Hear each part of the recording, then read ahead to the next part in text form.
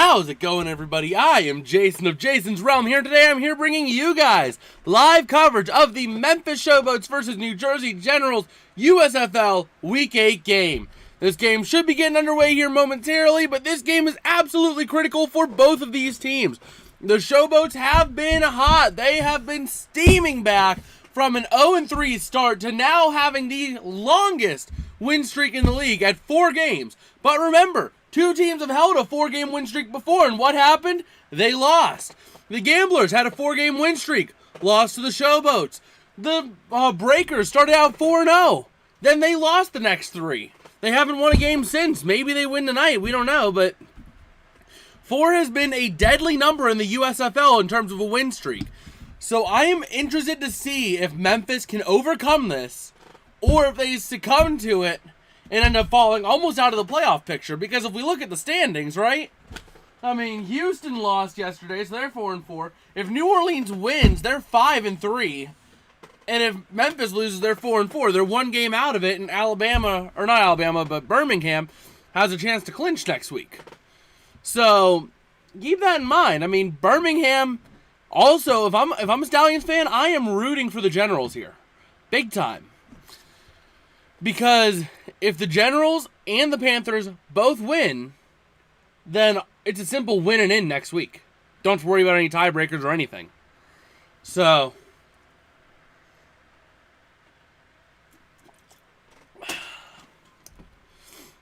that's what I'm looking forward to seeing here. I'm looking forward to seeing a close game here. The Generals are hungry. They are not out of it by any stretch. They are only 1 game behind Michigan.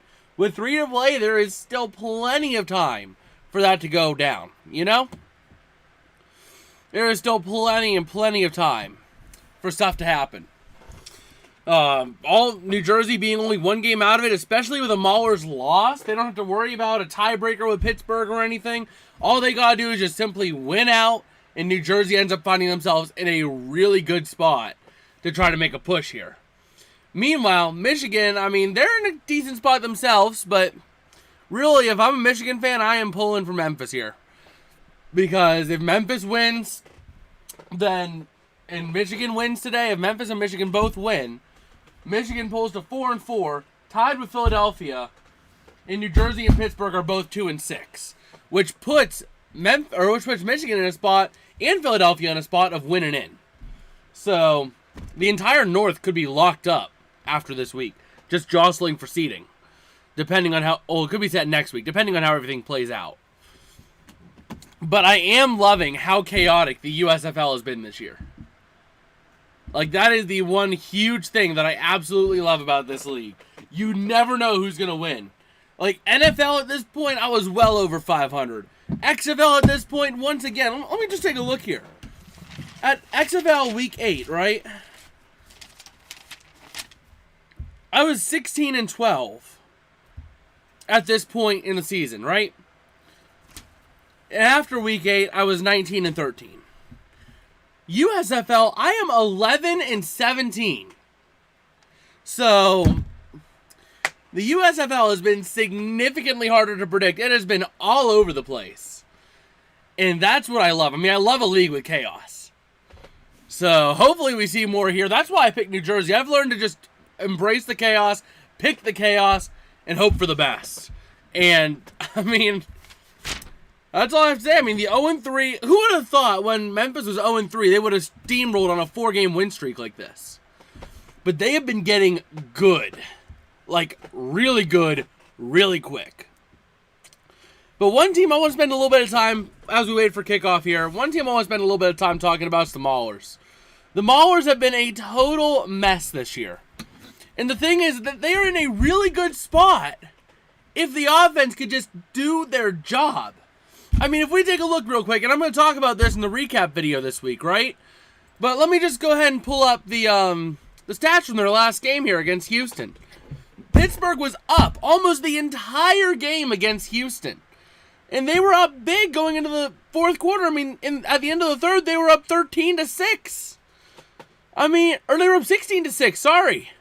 So they were up 16-6, and then they lose 20-19. And if we look here, time of possession. This is the big thing I want to talk about here. Houston scored 20 points against Pittsburgh while only having the ball for 20 minutes. The Maulers had twice the amount of time as Houston, and they did nothing with it. They blew it. The offense had chances, and they blew them. So the Maulers, I mean, they are a high potential team if the offense could just get up there to match, you know? That's the problem here. But it looks like we're getting ready for kickoff here, and it looks like the Showboats will be getting the ball here, starting at their own 36 after the kickoff. So we'll go ahead and give the arrow over to them, and we'll see how this plays out. Meanwhile, while we're here, also going to be taking a look. I got another game pulled up over here. I'm keeping an eye on the Pirates game because, well, they're actually getting good this year for whatever reason. But I believe it looks like it's going to be Memphis getting the ball first. So we'll see what Memphis can do here, if they can keep things rolling and get themselves in it here. At this point, a win would be absolutely huge for this team, because then they could pull one game ahead, potentially, in the playoff race. So we'll have to just see how this plays out here, but this game is an absolute critical point for both of these teams. Because once again, New Jersey, if they lose this game, they fall to 2-6. Half a game, or actually a game and a half behind Michigan, who, if they win, they end up getting 2 games up. They're in with a simple win and in. So, that is the thing here. Just taking a look at how this is going. This game is absolutely huge for both of these teams. And we'll see if 4 is a deadly number in the league. I mean, it's been so far. But we'll see if Memphis can overcome that. One that actually wants to, I don't know, maybe work. Let me see the play-by-play. We'll have that pulled up here. Oh, come on. So 1st and 10 at the Memphis 36 for the Showboats. It seems like it's where they're going to start. And I can't see the play because play-by-play is not working. That's the one thing. The USFL. If for whatever reason you're watching this, man, you got to fix your website. I try to click play-by-play or box score. It's very touchy. Half the time it does not want to work. So I'm trying to pull that up here so we can see what happens. Definitely now down to a 2nd and 10 at the Memphis 35 for Showboats. Once again, can't see the play for whatever reason because the website's going to be stupid. There we go. There we go. So it was a rush for no gain. So now looking at a 2nd and 10 at the 30 or their own 35 for the Showboats. We'll see if they can get anything going here, get some explosive offense early. 2nd and 10, they're going to get a nice gain of 9 yards on a pass from Kelly, caught by McDaniel, up to the Memphis 44. 3rd down and 1 coming up for the Showboats. And this is a really big situation here. If the Showboats can get this yard, keep the drive going, and you know what? They do it. Kelly going to rush it himself, gaining 3 yards. 1st and 10 at their own 47, keeping the drive alive. And now we're ready to see if the Generals' defense can respond here. I mean, Memphis, they had a rough first play, but they've had a couple of quick fire plays here by Kelly, and we'll see if they can keep that going here, keep the momentum rolling. Meanwhile, you know, keeping an eye on the Pirates because, well, I can. And let's see. So White going to rush, and he's going to lose 3, tackled at the 44. So it's going to be now a 2nd and 13 at the Memphis 44. Seeing an issue here now of the rush game early on. Two explicit rushing attempts for a loss of 3 yards. If you include the run by Kelly, that's going to be 3 runs for no yards net. Well, actually for 1 yard because they backed it up to a loss of 2. So up the Memphis 45, 2nd and 12 coming up now for the Showboats. We'll see if they can keep this drive going. Keep it going here. Getting a nice little play on 2nd and 12. Something to add a little spark here. See what they can do.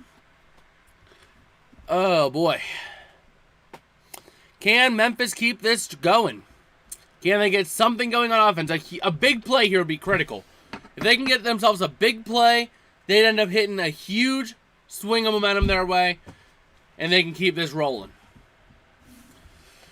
As we're waiting on the 2nd and 12 play here with 13:13 to go, and it's going to be a splash play. Wait a minute, no!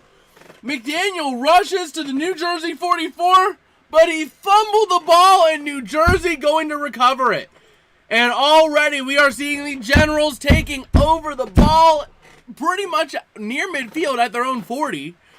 1st and 10 for the Generals now, and man, that could be a huge swing there for New Jersey. They could be looking at a really good situation here for them as they are trying to fight for their lives. Keep in mind, if they lose this game, their fate is pretty much out of their control. It comes down to what Michigan and Philadelphia do. So, New Jersey's playing for their lives. At least if Memphis loses this game, they have control over their destiny. But if New Jersey loses this game and Michigan wins later today, oh boy, New Jersey, even if they win out, might miss the playoffs. So, just a little word of the wise there. So they're going to move it up to the 43. Wait a minute. Oh, wait, hold on. So it's saying 1st and 10 at the Memphis 43? Okay, that's odd. Just kind of jumped there. But New Jersey apparently having a 1st and 10 at the Memphis 43. And they're going to get a... Okay, so yeah, it was at the 41. A nice pass of gain of 16 from Laletta over to Saxton.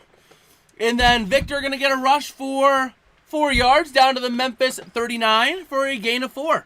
2nd and 6 now for the Generals as they are hitting a huge push for them. This is the chance. This is where the offense can get going and get some good momentum. Get some points on the board early, put the Showboats back on their heels, and make them have to fight and claw back. So they're going to give that rush as a gain of 2. Down to the Memphis 37 on 2nd and 6. So 3rd and 4 coming up at the 37. And man, they are starting to cruise this ball down the field. The rush game is working for them. They had a huge splash play to start off this drive. I mean, New Jersey is they are all clicking right now. All systems clicking, all cylinders firing. And we'll see if they can ride this to the bank for a touchdown. And it doesn't look like it. We don't see the 3rd and 4 play, but now it is 4th and 5 at the Memphis 38. Well, that was a short-lived drive, folks. It's about as short as they can be lived. As we're going to have to see not a field goal here, I don't think. It's a 55-yard field goal if you go for it here. So you got to punt it, right? One would think you have to punt it. Well, we'll see what they end up doing here, but I suspect we're going to see a punt coming up here. Also, if you guys haven't already, go ahead and vote. I have a poll going on over there in the chat. So, basically predicting who's going to win this game. We got 2 votes on that poll, and both of them are pulling for the Showboats right now. So, we'll see what they can do here now, as the Generals have a 4th and 5 at the 38. Likely a punt coming up here for the Generals. I don't suspect they go for it here. You're way too far out. You're pretty close to midfield, and... Oh, they did go for the 56-yard field goal. Sorry about that. The 56-yarder is up and good. And man, just like that, New Jersey getting on the board early with a 3-0 lead. Not a huge lead, but definitely a lead nonetheless, and nothing to be scoffed at this early in the game, given the turnover by the Showboats. I mean, they had a really solid drive going, and then they just bumbled the ball. So, nice job on New Jersey for being able to capitalize on the mistake and riding it to, not all the way to the bank, but, you know, making a deposit halfway there. Nice solid drive there, and New Jersey going to be looking fairly solid here. We take a look at just some of the stats thus far while we have a little bit of time, as I'm assuming they're a commercial, you know. Okay, you gonna load here? There we go. That's not what I wanted. That's what I wanted. And so far, one drive, both taking about the same amount of time. It's roughly the same amount of plays and yards, too. I mean, this is about as dead even as the stats come after one drive. 234 time possession for the Showboats, 224 for the Generals. One drive each, 5 plays for the Showboats, 4 for the Generals. 21 yards for the Showboats, 22 for the Generals. I mean, man. Now, the passing has been where New Jersey's been good. The passing for New Jersey, they got that big splash play, 2 completions, 16 yards total. Showboats only having 1 completion for 9. I know it's fairly early to talk about, but Aw, dang it. Dang nabbit, a single run homer by the Cardinals. Well, that's not boding well for the Pirates. Oh, boy. But, yeah. The Generals right now getting ready to kick this one away to the Showboats. And I need to move that fan to just be facing me because I am getting hot. Nope, you're not going to swivel no more. You're just going to go right there. Perfect. See, I do have a fan.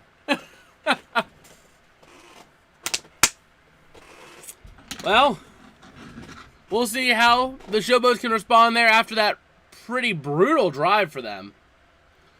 I mean, that is not what you were wanting to see out of the Showboats. They're going to have to claw back into this. And, I mean, I might be sounding the bell too early, but it looks like 4 might be a deadly number in the USFL. Something to keep an eye on. If a team starts getting hot down the stretch, hitting a 4-game win streak, going into the playoffs, don't bet them to go very far. Because 4 has been deadly. New Orleans found that out first. Houston found it out second. So we'll see. I mean, it's been a common trend in the league thus far. But we'll have to see how the rest of the game plays out here. In the meantime, I'm going to take just a little... Oh, wait a minute. Whoa! The Showboats getting a big boost there on the kickoff. A nice return. It was a kick to the from the 20 to the Memphis 10. Returned all the way to the New Jersey 45. 1st and 10 in New Jersey territory for the Showboats coming up. Oh, man. That is huge. That is huge. So now, they're going to move it up to the 43. 1st and 10 from the 43 coming up now for the Showboats. We'll see how they can keep this drive going. If they can get a nice little drive here. Get some points back after giving up the, the field goal. Okay. Well, never mind. Kelly was sacked for a loss of 7 back in the 50. 2nd and 17 now. So much for getting a good drive here. That's not how you want to start a good drive. Wow. Well, nope, and they're going to follow it up with a loss of 1 on a run. Wonderful. 3rd and 18 now at the Memphis 49 for the Showboats. You need an explosive play here, Memphis. Otherwise, you donezo. Oh, no. 2 plays, -8 yards on this drive, and man, Memphis just not clicking right now. Wow. So, we'll see. Can Memphis recover and get a nice gain here, or at least make it somewhat reasonable so he can get a decent punt? You know? Like, man. Memphis, what is happening today? Well, they get a nice little 14-yard pass from Kelly to White, but it only got down to the New Jersey 37. 4th and 4 now. Man. 4th and 4, and the Showboats likely going to have to... Oh, they might kick it. They might kick it. That's a 55-yarder right there. Give or take. They might try to go for it. I mean, they did just see Skiba make it from the other side, so... We'll see if they go for it here. And... No! Oh! Man, I love the aggression out of Memphis here. They go for it, and they get a nice 10-yard scramble from Kelly down to the New Jersey 27 for a 1st down. Deep in New Jersey territory. Memphis is not going to go down easy today. When they're playing like that, they are not going to go down easy. I can guarantee you that. Wow. All right, we have... that's Judy in here saying hi, Jason. New place. Well, you know, I'm home for the summer, so get used to this. We're going to be down here for the next 2.5 months, give or take. We'll be down here and chilling and doing our thing, you know? But, man, that was I love that aggression by the Showboats there. Go for it on 4th and 4 near midfield or near your opponent's 40. I love it. And then they get a nice little pass caught by Wilson for a gain of 4 down to the New Jersey 23. Oh, man. So now Memphis starting to knock on the door a little bit here. Following that up with a rush by Washington to the New Jersey 16 for a first down, 4-10. Oh, man. Right now, Memphis is threatening to score, and they are threatening big time here. In the last couple of plays, I mean, they went... Let's take a look here. So they started losing 8 yards, right? And then they went from the Memphis 49 to the New Jersey 10. They went 41 yards in the matter of how many plays? 1, 2, 3, 4 plays. 10 yards a play. Wow. That is an incredible pace for this offense to go. And this play's taking a while. Did they punch it in? Oh, did they punch it in? That is the question. Because it's taking them a while to put something in here. Oh, no. Oh, waiting on the update here. 2nd and 4 at the New Jersey 10. Still haven't seen a timeout called yet, so probably not a timeout. Oh, where are the boys? Well, David, he's been caught up with family. New Jersey taking a timeout, by the way. And PDF, he hasn't really done much since the start of the spring football leagues. Like, he did the first week of the XFL, but he hasn't done much else since. So, it's been mostly me doing the whole thing over here for the USFL and the XFL. XFL was almost exclusively me. The only time other people helped was like week 1. So, you know, I'm here just doing my thing. Doing my thing here. But New Jersey is using that first time out, trying to get a little bit of a reset going, because the defense is going to need to clutch up if they want to get something going. The defense is going to need to save themselves and make themselves only give up a field goal. I mean, you're not going to get away with this not giving up points now. Even if they go for it, you're talking an 18-yard field goal, that's a chip shot. Or 28-yard field goal, that's a chip shot, you know? So, you're giving up points, but you got to give up a few points. So, Sponsored Soda, it's been a while saying that. Well, you know, we're drinking good today. We got the name brand soda today. We got that Sprite.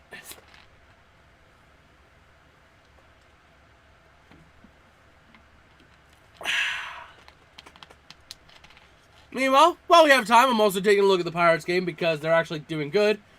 Oh, come on, Brian Reynolds. It's a 1-run game and you're going to fly out? Oh, well, what you going to do? So still waiting here on the 2nd and 4 play here. And Coke in the back. Yeah, we got some Coke Zero. You know, got a whole lot of stuff down here. My phone's buzzing. What is my phone buzzing about? All right. Let's see. Toe rivals? What do you mean, Judy, on that? I'm a little confused by that. Meanwhile, 2nd and 4 here. Washington going to get a rush up to the New Jersey 8 for a 3rd down and 2 now at the New Jersey 8. Trying to get themselves a nice little score here. Oh, 2 rivals, yeah. Well, Coke and Sprite are all owned by the same company, so either way, you're helping out Coca-Cola. Right? Yeah, it should be under Coke. Yeah. That recycle me's a Coke thing. Oh, okay. Never mind, it was a loss of 2 yards, so 3rd and 6 at the New Jersey 12. So that timeout might have worked out for New Jersey in a big way here. Come on, Jack Sawinski. Come on. Hit her deep. Hit her dinger. Meanwhile, we're waiting on the 3rd down and 6 play at the New Jersey 12. You know, just kind of keep it up on 2 things at once here, because I can. But yeah, so still waiting to see here. I would expect another rush with Washington. And no, Kelly going to pass it, but it was offensive holding. So it fell incomplete, and then there was offensive holding, which was declined. And we got hearts in the chat. But yeah, 4th down and 6. They're going to decline the penalty, force Memphis to kick the field goal and tie the game up. Oh man, Sawinski flew out too. Dang it. So waiting now on the field goal. It should be good. But I'm going to change it to 3. Yeah, they made it. Kessman making a 30-yard field goal. It is good. And we have a tied ball game here as New Jersey is about ready to get the ball back. As they are going to be all tied up with 2 timeouts and 4:51 to go in the first quarter. And I'll be right back. I do need to run and grab something real quick.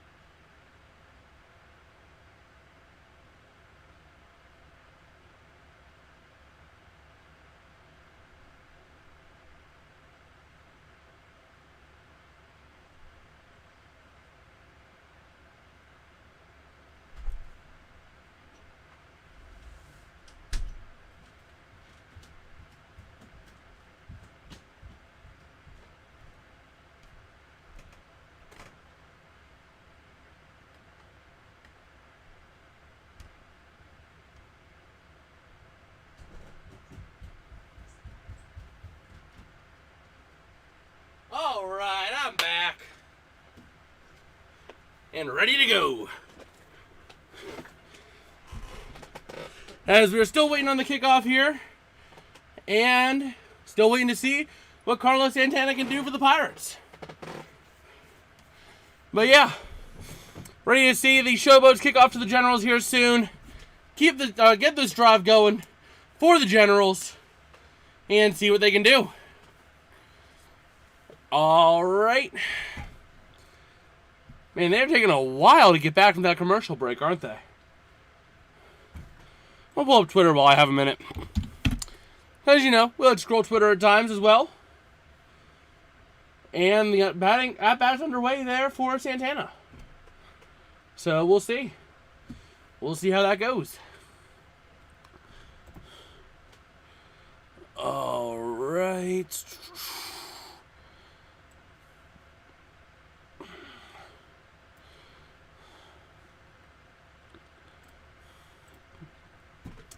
Well, kickoff should be underway here soon for this one. For this drive. And Santana's now sitting... Whoa! He's throwing triple digits in the bottom of the 7th. Wow. But yeah, right now we're ready to see what happens here. Let's see. Let us take a look here and see what we can do. Ja? Ja? Ja. Oh boy.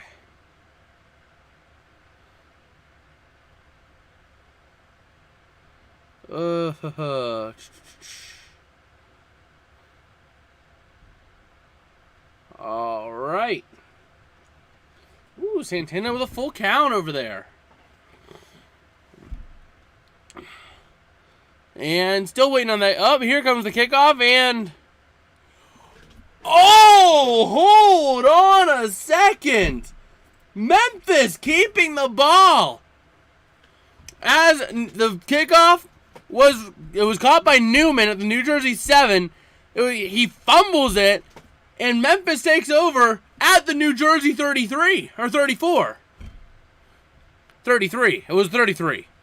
Meanwhile, Kelly gonna throw a pass, does fall incomplete, so 2nd and 10 at the New Jersey 33, but deep in New Jersey territory. Wow. Wow.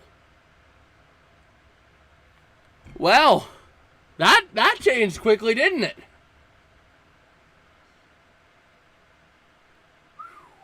Wow. And White going to get a nice little rush to the 32 for a gain of 1. Setting up now a 3rd down and 9 for the Showboats. All right.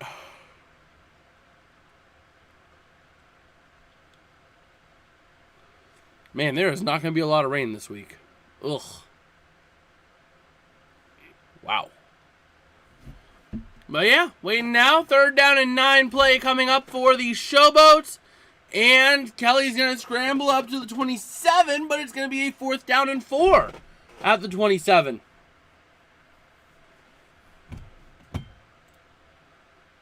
Wow. The slowest ball this pitcher has thrown was 99.7 miles an hour. And he is 10 pitches into his game outing here today. I'm sorry, I know that's baseball, we're talking football, but that is just incredible to me. Absolutely incredible. It took him his 11th pitch to finally throw one under 90 miles an hour. But they're going to give Kelly credit for 6 yards down to the New Jersey 26. So that's going to... Oh, they went for it.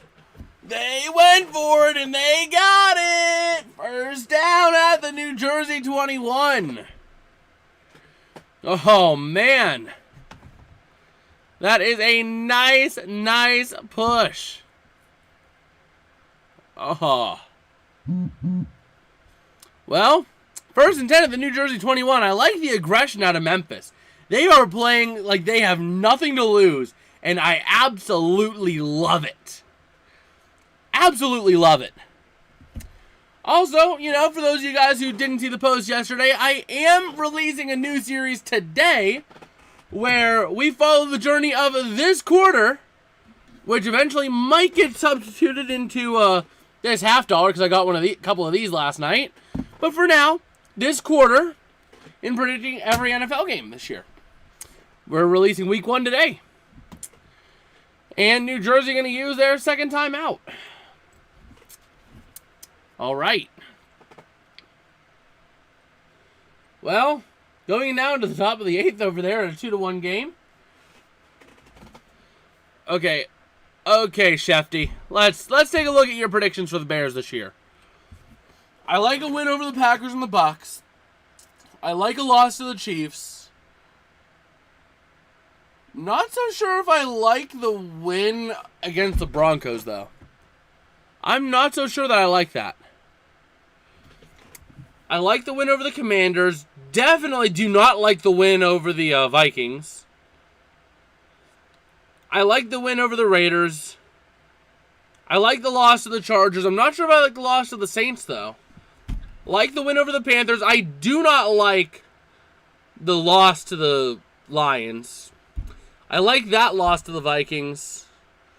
I like that loss to the Lions. I think I like that win against the Browns. I mean, overall I like it. I think he's a couple games off, but still. Good job, Shefty, on those predictions.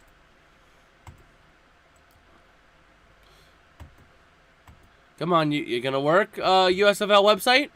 We have a 1st and 10 at the New Jersey 21 for the Showboats here. And New Jersey using their 2nd time out, so we'll have to see how they do this. Wow.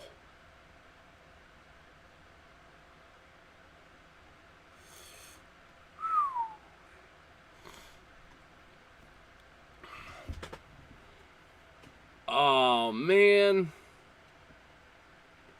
We're going to be seeing a lot of hazy skies, man. That's no fun.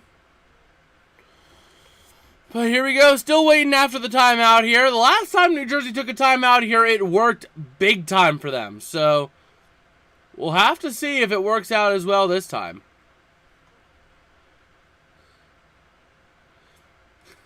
And Memphis got a little cute on Twitter this morning, you know, showing the last 4 wins and getting ready to knock on the 5th one. 4's been a deadly number, though, in the USFL. Remember that. I mean, it wasn't that long ago. Last week, we had a loss after a 4-game win streak, a loss by the Gamblers. New Orleans lost on a 4-game win streak themselves as well. Meanwhile, White gonna rush down to the New Jersey 18 for a gain of 3, 2nd and 7 for the Showboats. All right.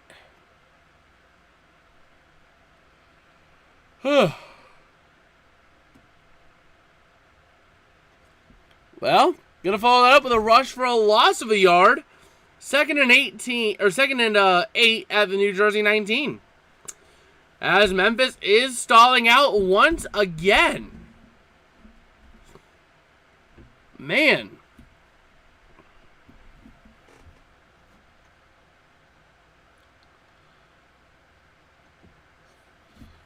Oh, boy. Well, 2nd and 8 coming up. We'll see what the Showboats can do. I also want to take a look at one point while we have a little bit of time. I'm going to see if there's any commonality on that 4-game curse. Because I'm wondering if there is. So let's see. It was a loss to Memphis. The week before Houston beat New Jersey, okay? Well, here we go. Kelly going to throw, intended for Dillon, but it does fall incomplete. 4th down and 8 at the New Jersey 19 coming up, and the Showboats are going to have to make it a 3-point game here. Once again, amazing use of timeout there by New Jersey. They saw what was happening, they took the timeout, and they set themselves up to only give up 3.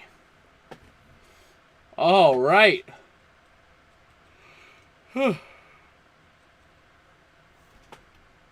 Still waiting on the field goal here, but it should be good, I would suspect. Yes, sir. A 37-yard field goal is up, and it is good. And we have a 6-3 lead for Memphis as New Jersey is about ready to get the ball back. Hopefully for realsies this time. Okay. Week 4, Houston beat New Jersey. And lost to Memphis. Hold on a second, people. Oh, if there was ever a curse, this game is like the epitome of what's going to happen. Which curse reigns supreme? The last 2 4-game win streaks, I just looked at this, right? Was the team got their 4th win of the streak against New Jersey. And then lost to Memphis. Memphis is now in a 4-game win streak, and they're playing New Jersey after they got their 4th win. So what's going to happen? Well, we have an interesting situation here, my friends. That is too funny. That is too funny. Wow. Oh, man. Well, that's fun. This game will show us which curse is stronger. Ugh. Well, we'll see if the Pirates can do something here as well, because we got, some time to look. But we do have 42 seconds left in the first in this game.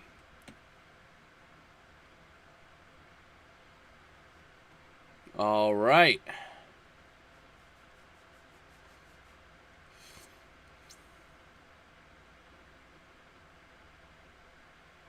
Wait a minute. What? How? Why? What? You're not going to believe this, right? But the Houston Texans of all teams, are the 3rd most profitable NFL team. What? What? Why? How? Huh? I don't get it. How is Houston more profitable? Like, how is Houston more profitable than the New York teams?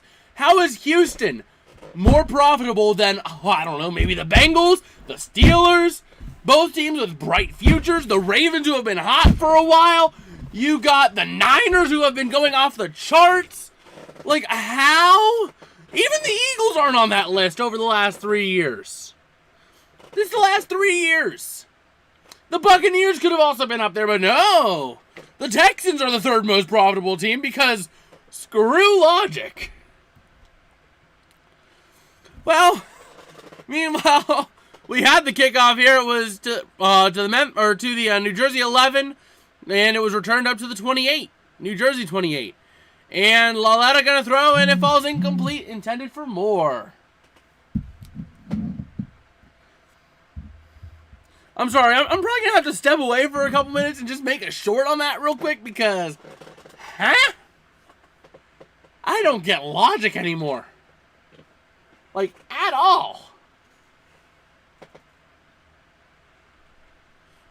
Oh, boy.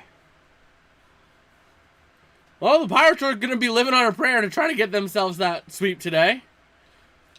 But let's see here.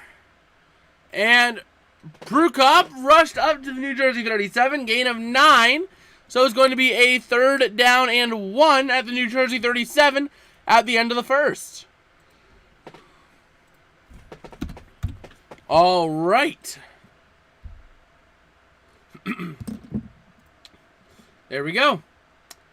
And I shall be right back. I'm going to go ahead and mute myself real quick. Couple minutes, not even. I'm sorry, but I got to make a short midstream. You know what? I won't even mute myself. I'll do it while I'm here with you guys. Because I don't get it. How are the Houston Texans the third most profitable NFL team over the last 3 years? Like, how? How? I don't get it. And these are in the world. They are the 6th most profitable sports team in the world. In the world. Like, how?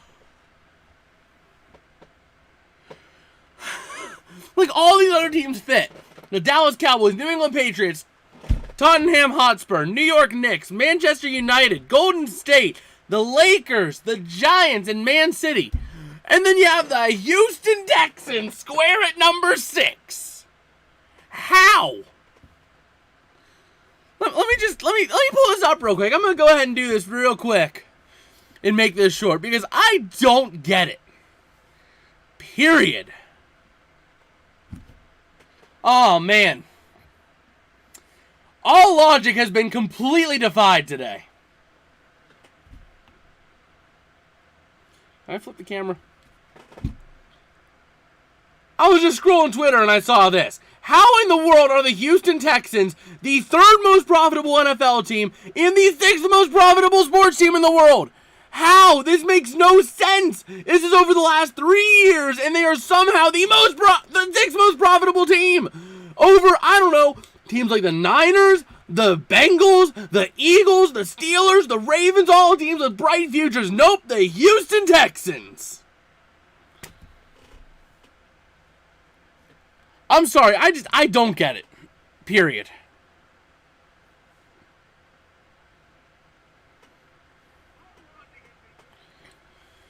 Oh, man.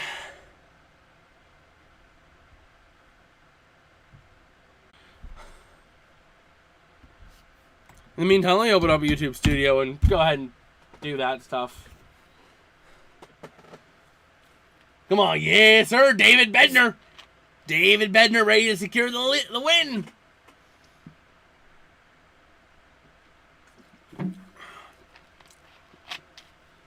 Oh, man. But, yeah. We're ready to see what happens here in the second. Oh, we gained a couple subs today. That's pretty nice. Pretty cool. Pretty cool doing our thing, you know. That's pretty awesome. We're only 37 subs away from that goal I set, like, in the middle of the offseason of trying to hit, you know, I don't know, maybe 400 by the start of the NFL season. Oh, man. And, oh my, no! The New Jersey Generals! Laletta throws a pass, and it is intercepted by Reeves. Up to the New Jersey 22. The Showboats have the ball back. Oh, man. The Showboats having the ball deep in New Jersey territory. Oh, no.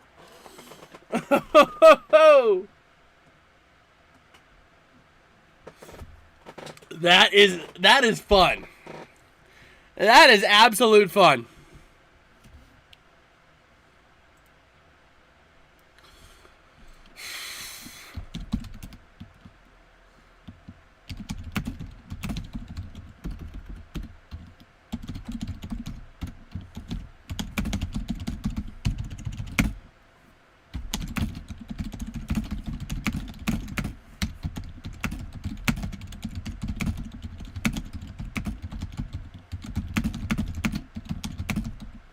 Man.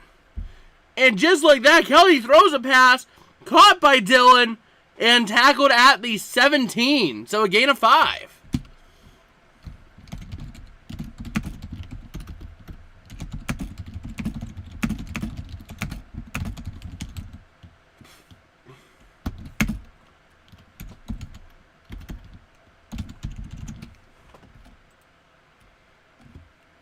Oh, man.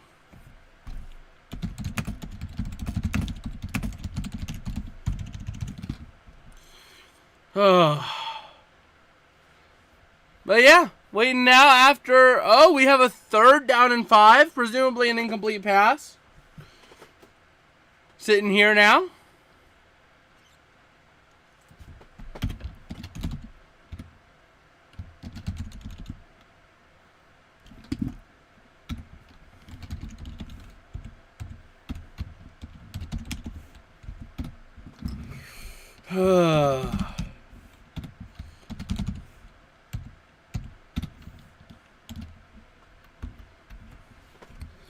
Man, I just don't get it.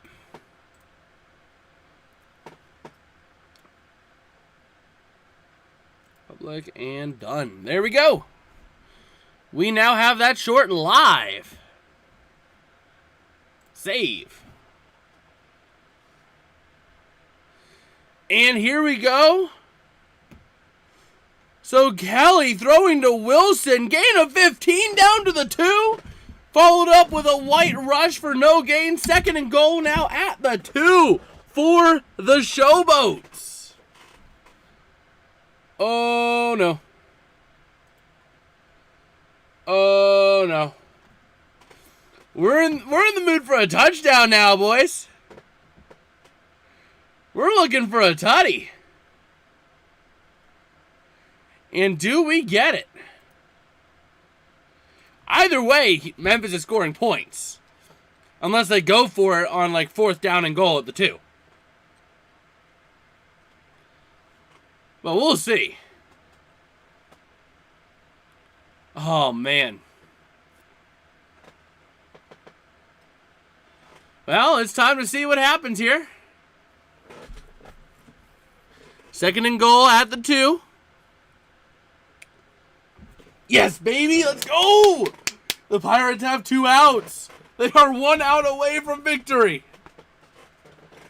And Memphis is on a tear over here.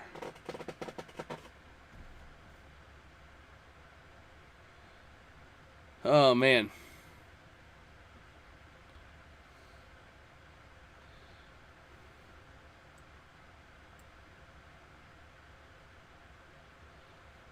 Well, let's take a look here. And they did get the touchdown. White got a nice little 2-yard rush. Rush for the touchdown. Following it up with a PAT.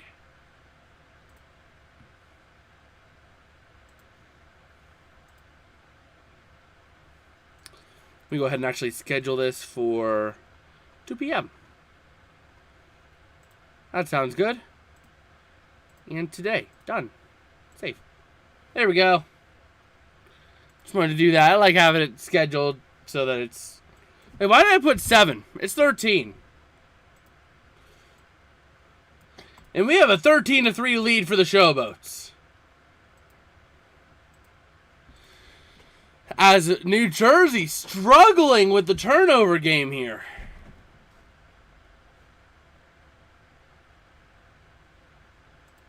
That's not what you want to see them doing.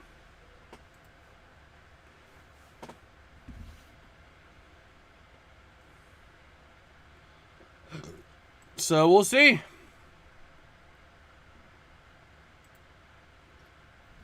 We shall see. As we have 11:59 to go in the second quarter. And I shall... Oh, you know what? The Pirates did get their win today. They swept the Cardinals. They are in a really good spot right now because they got the A's coming up. Let's go. But yeah, we'll take a look at how this is going here now. I like that win by the Pirates. I love it. I love it. I love it.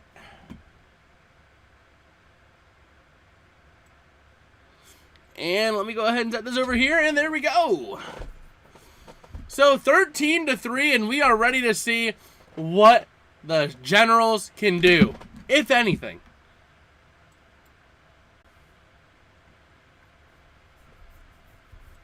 I need to quote retweet this. Like, how?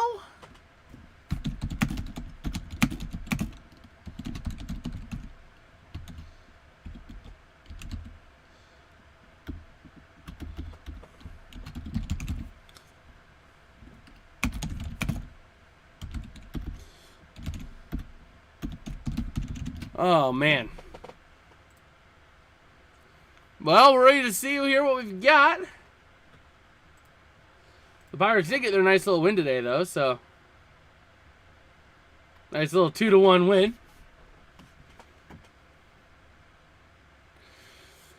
Oh, man.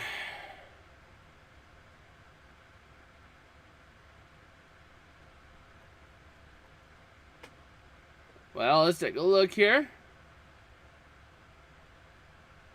Waiting now, and New Jersey going to have the ball at their own 34 after the kickoff. A nice return from the 6.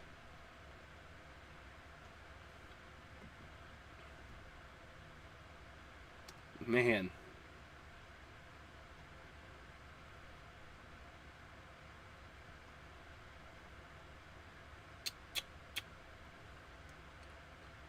Well, let's take a look here. Waiting now to see what New Jersey can do here as they're trying to get something moving. Oh, man.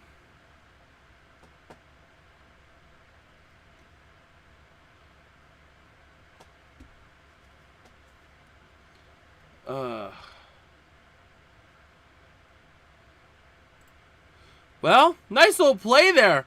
As Prukop going to rush to the Memphis 48, gain of 7. And just like that, the Generals are getting something moving here. All right.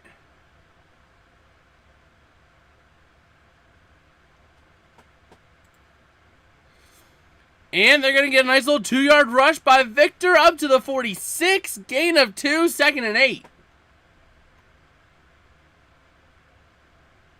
All right. Oh, boy.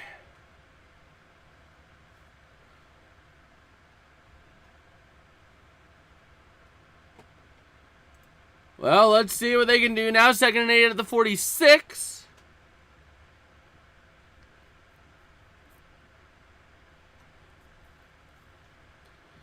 Ugh. 3rd and 8 after an incomplete pass. All right.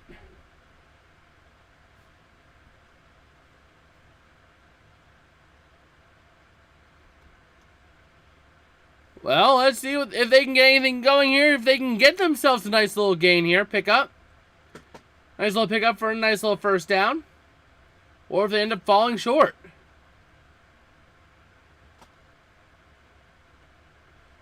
Because I'm not sure.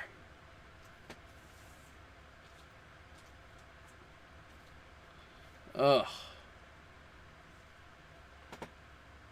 Well, 4th and 8 after an incomplete pass again for the Generals. And they're going to have to punt this one away here. And just like that, the Showboats are really running away with this one. And it's not even close. Wow. Yeah, I mean, this isn't even close. Like, ugh.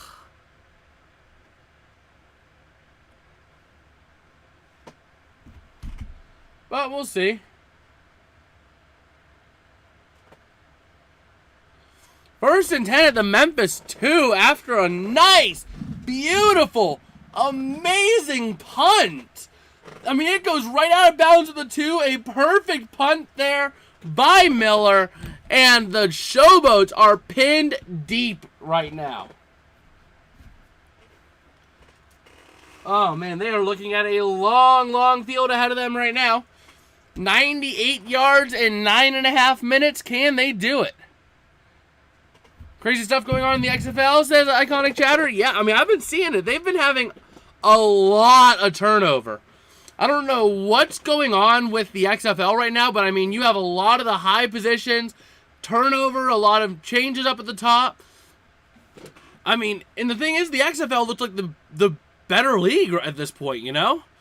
Like, the XFL looked like it had the better talent. It looked like it had the better skilled players. But all of a sudden, you know, they're turning over like crazy. So, I don't know. I'm not sure what's going on over there, but a lot is going down. Whew.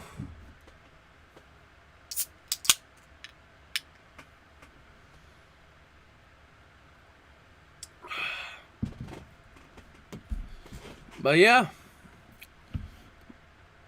So I've been seeing that. I've been seeing that happen all across the XFL over the past like week or two. Just a lot of turnover for almost no reason. So we'll see. But I do think the XFL was the healthier league. I mean, the XFL just, it had the better talent. It had the better players from the onset. And it had, you knew the XFL was going on. The USFL, you don't see a lot of ads, you know? I rarely see USFL ads. Now, I mean, I'm not watching as much TV, but still. I saw XFL ads a lot during the XFL season. The USFL, they're active on Twitter, but that's about the only place I see them. So, I mean, I really feel like the XFL is the better league at this point. Now, you know, both are good. It's always better to have more football than less football. But just my concern is that the XFL is having all this turnover when they were supposed to be the better league. So, we're waiting to see here what the Showboats can do. Pinned way back. I mean, the Generals can turn this entire thing over with one play. I mean, at the Memphis 2, Memphis having the ball, if they can get themselves a safety before this halftime, and we're still 10 or 9.5 minutes from half, if they can get themselves a safety, get the ball back down 8, that changes a lot in this game. So, really, I think we're in a good spot to see something happen, some explosive play out of New Jersey here. Hopefully they can do that, because that would be an incredible spark for them to be able to get this back. So, we'll see. And it's going to be a false start, so we're going to have now it was at the Memphis 3, so now it's going to be a 1st and 12 at the Memphis 1. And New Jersey really going to have a chance to capitalize. Oh, man. So here we go. Kelly going to get a rush for 2 yards up to the Memphis 3 for a 2nd and 10 now at the Memphis 3. Ready to see what they can do. But, man, New Jersey really having Memphis on their heels right now. Even though Memphis having a big lead right now, considering the way this game has gone. So, we'll see how the rest of this plays out. But right now, we're seeing a lot of stuff going the way of the Generals. So, we'll see if they can turn this game over. As we're waiting to see here. Oh, boy. Well, let's see. Waiting to see here. It's going to be a nice rush to the Memphis 13 for a first down for the Showboats by White. So just like that, New Jersey had a chance to do something big, and they blew it. So, you know, classic New Jersey move. Get something going and then blow it last minute. Not really sold on how they're going to play the rest of this game if that's what they're doing. Still. You know? So, we'll see. We will see.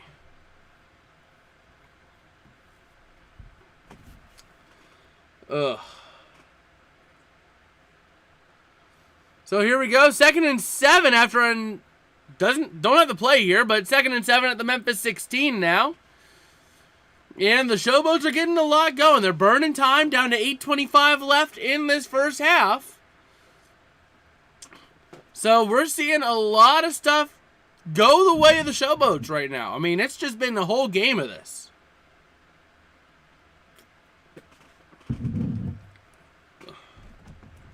So we'll see.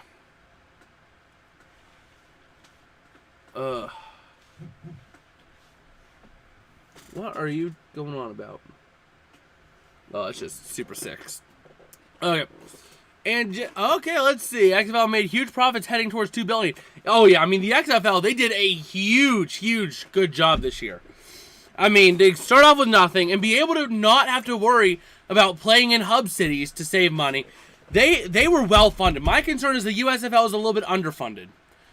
So, meanwhile, we had a nice little rush. Okay, so nice little game. There's Kelly throwing to the 20. Oh, wait, hold on. What? So, it's 2nd and 9 at the Memphis 24. Yeah. I don't know why it said Kelly was sacked at the Memphis 23 for a gain of 7, but the investor company read something, said market team did not do good enough. Really? They want even better marketing, and they were shoving the XFL down your throat. I think if you try to advertise more than what they did this year, you're going to get people tired of the XFL. You know? I mean, I can see what they did. All the ads were very samey. So you're going to have to innovate the ads, not throw more of them. Because my concern is if you throw more ads, you're just going to throw people away, you know? Too much exposure. Exposure's good, but too much exposure can be bad because it can turn people off of it, you know? If everywhere you go, you see the XFL, the XFL, the XFL, the XFL. Well, there's the XFL. I'm not going to watch it. I've seen too much of it. But I do think they could have been a little bit more innovative in their ads. They were just pretty much samey stuff. USFL has been making a profit. My concern is that they're just not as well funded. I mean, they're on year 2 with decently sized markets to play in, but they're still playing off the hub model. They don't have the money to retain the big talent. You know, like you had a lot of quarterbacks go from the USFL. A lot of players go from the USFL to the XFL. I mean, the first one that comes to mind is Jordan Tomu, and he went over there and was like the best quarterback in the league over there. And, man, a nice little gain of 8 there, up to the Memphis 40 now by White for a 1st and 10 for the Showboats. But, yeah, both leagues have been making a profit. I just feel like the XFL was better funded and better set up to succeed year 1 than the USFL. Just because, I mean, they have the direct connections with the cities. They're doing a lot for their TV side of things. The USFL is focusing heavily on the TV side, but they're not focusing as much, it seems, on connecting in with their home markets, you know?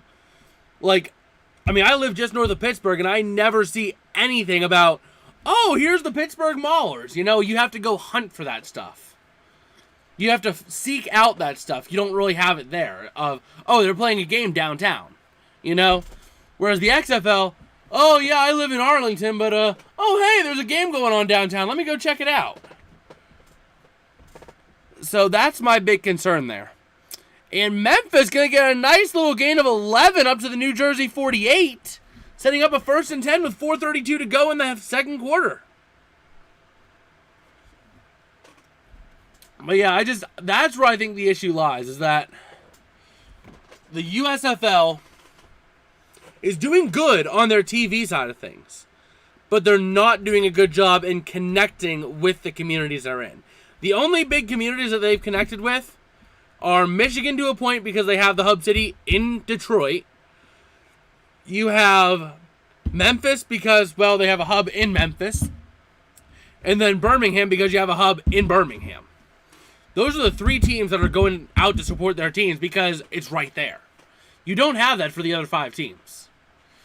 Meanwhile here, Kelly getting a nice pass complete. Caught by Dylan down to the New Jersey 29 for a 1st and 10. Nice. That is going to be a nice play there, but they did lose one on the next play, so 2nd and 11 at the New Jersey 30. So, not a hateful start there. All right.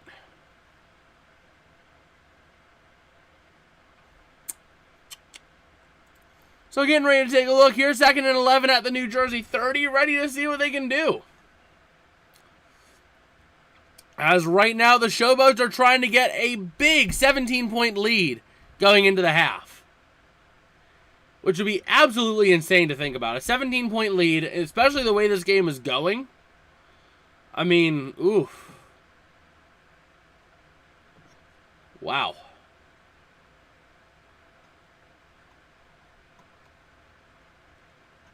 But yeah.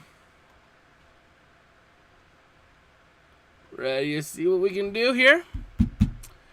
3rd and 11 now after an incomplete pass. Going to be back over at the New Jersey 30. So New Jersey going to have a chance to hold on and maybe not give up a point here because it's not a gimme. It's going to be a 48-yarder. It's not the easiest thing in the world, but it's not unmakeable. So it's definitely a makeable thing. My suggestion is it would be better commercials and marketing. Yes. Yes. Both leagues. I mean, and focus on Pearson. Yeah, I mean, that's the thing. I mean, you have, especially the XFL. The XFL had insane talent, but they never showcased them. They just said, oh, Sea Dragons, Battlehawks, Saturday at night. You know? Or Saturday at 8. They never said, like, I don't know, maybe AJ McCarron getting ready to battle Ben DiNucci and the Sea Dragons. Saturday at 8 on CBS. You know, they didn't really do that. They just said, Sea Dragons, Battlehawks, Saturday at 8 on CBS. And that's where they fell through. The marketing was just so bland and generic that it almost sounded like a kid would have made it, you know? You may not be NFL good, but they're best football players for next year. Yeah, exactly. I mean, the players aren't the biggest names out there, but, you know, if you watch the XFL even a little bit, you knew at least Ja'Cour Pearson, Hakeem Butler. You knew Josh Gordon, Martavis Bryant you probably recognized as a name. You had Jordan Ta'amu. You had a lot of names out there that you would recognize, and I'm sure you could give one a team. And even, you know what? Even say, hey, even if, let's say, the Brahmas, they didn't have the best players, but they did have a notable coach. They had Hines Ward as their head coach, you know? So even promote the coaches. Like you had, wasn't it Jim Haslett, I think, was the Sea Dragons head coach? Big name in the NFL. Wade Phillips. You had Hines Ward, big name wide receiver in the NFL, you know? You could have promoted those names too, you know? You could have done something like, watch as Hines Ward tries to outduel Jim Haslett on CBS Saturday at 8. Pirates won. Milwaukee's leading 3-0 after 1. All right. Yeah, I did see the Pirates won, though. I mean, that was pretty solid for them.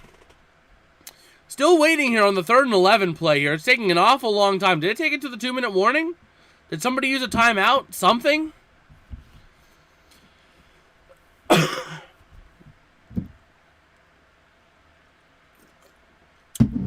But yeah, I mean, the marketing team, they did use the players' faces only, though, at the game, you know? They never did it in any of the promotional leading up to the games. You know? And that was my problem with that. But we'll see. Set aside a few million for QBs. Interesting QBs are interesting but fell off. Example, Rosen versus McCarron would make good stories. Yeah.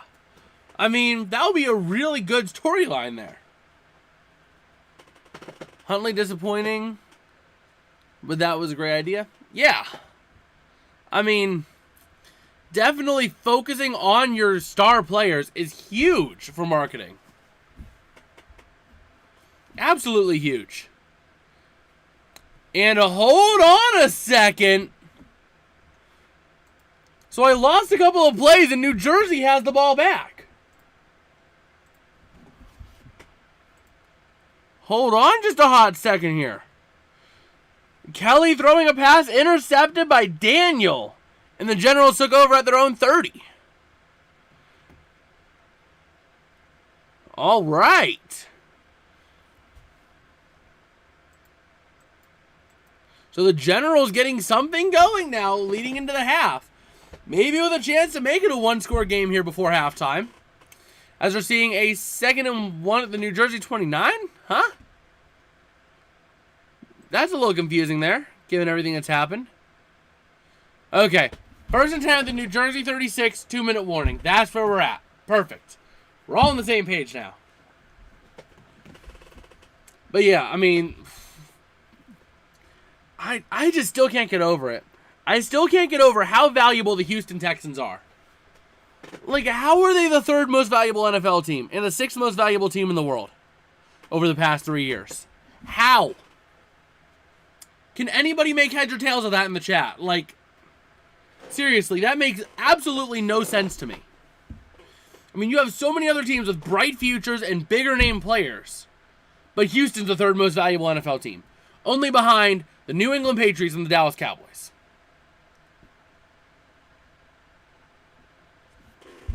If you can keep Manziel sober, that would be a great story, but I can't have gimmick players. Yeah. What's the over-under that New Jersey gets another score? Well, they're definitely going to score. The question is, how many more are they going to score? And that's the problem, is that it's tough to see what they're going to do, you know?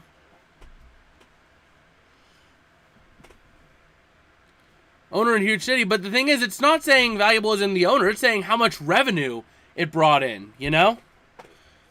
In terms of how much revenue it brought in over the last 3 years. I would have thought other teams that would have had more grounding across the country and across the world because they're better. Like, I don't know, Philadelphia, you had the Niners, which is a huge market over there. But no, for whatever reason, they're even ahead of the New York Giants. Oh, man. New England, oh, yeah, they'll fall off, yeah. But yeah, I was just scrolling Twitter and I saw that, and I just couldn't believe it whenever I saw that. I'm like, hold on a second. Like, every other team made sense in that list. It was like Tottenham Hotspur, the New England Patriots, Dallas Cowboys, Man City, and all of a sudden, the Houston Texans at number 6 worldwide.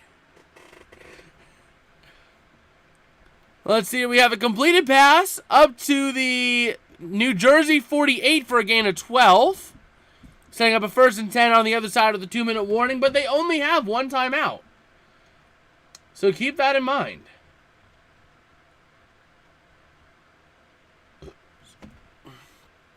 Houston's a big football market. That is true.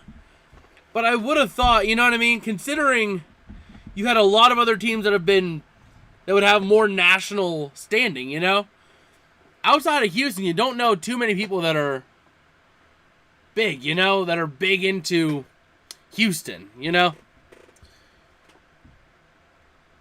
Like, I mean, I can kind of see it. It just kind of caught me off guard. Like, they brought in $356 million over the last 3 years. But it was the Dallas Cowboys, the New England Patriots, Tottenham Hotspur, New York Knicks, Man United, Houston Texans, Golden State Warriors, LA Lakers, New York Giants, and Man City. So worldwide, I mean, they make sense, but then Houston just jumps out as, hello!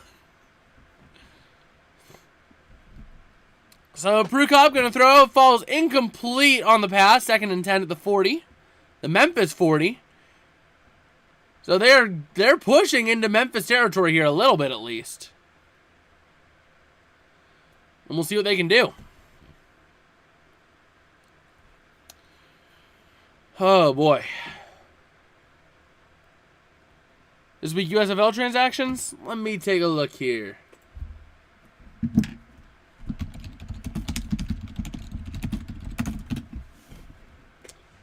Let me see if I can pull those up here.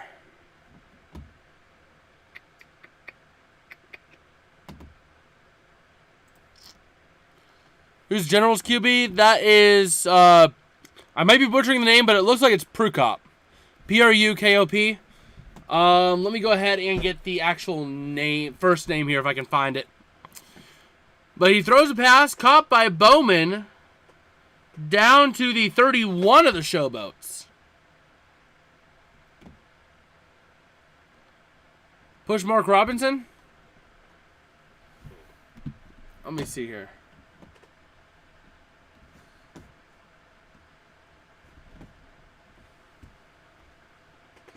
Let me take a look here and see. Yeah. Exactly. Let me see here. USFL schedule. There we go. And then I should be able to pull this up here and find out who the quarterback is. First name, at least. Last name is Prukop.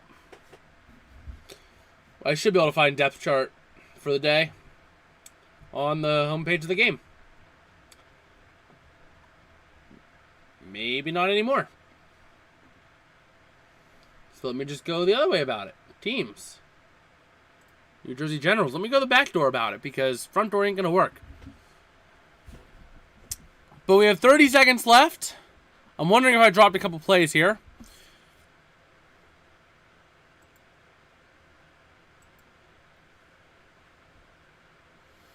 USFL stars. USFL has stars too, but don't push.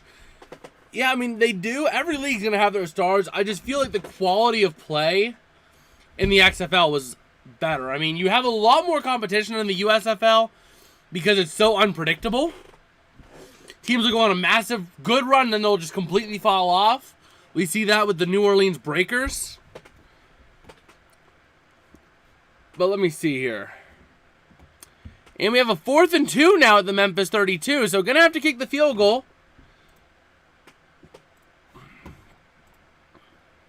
So we're going to see here now the field goal unit come on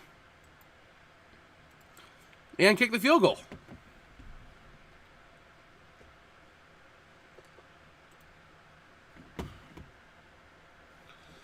Well, let me try to get that first name here real quick. When this wants to load. So let's see here.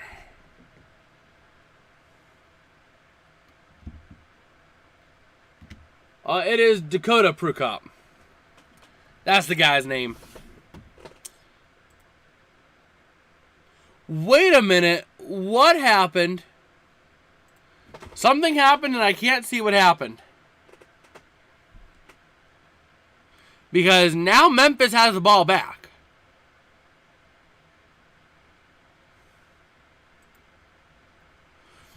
Okay, it was a missed field goal. So Memphis has the ball now at the 40 because Nick Skiba can't make a field goal. Which, honestly, I expect the Showboats just to kind of kneel this one out.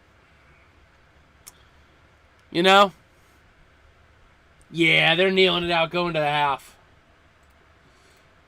So that is going to take us to the half. All right. I'm going to go ahead and give those timeouts back, and I will be right back myself. I'll be right back.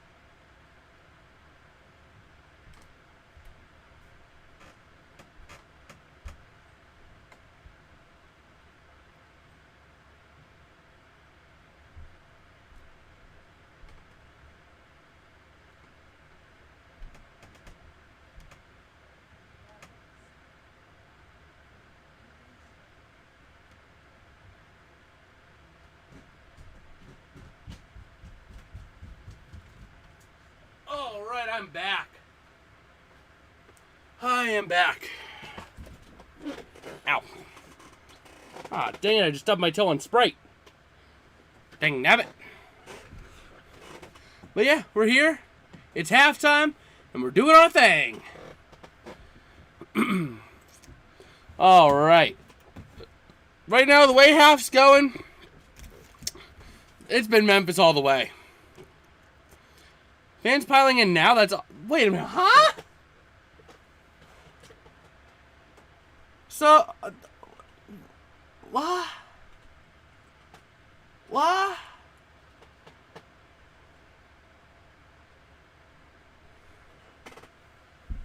Start games at 2. I mean, that would be fair. But I just don't... I mean... Huh? If you traveled to Canton for the game, you will be there in Canton so you can get to the stadium at 1. It's not like the Showboats or the Generals are playing in their hometown. Huh? I don't get it. I just don't get it, you know? Things just go crazy, right? Huh. Man.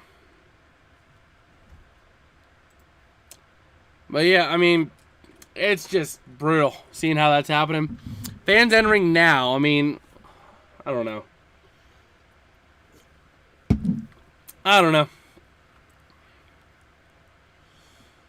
Boy.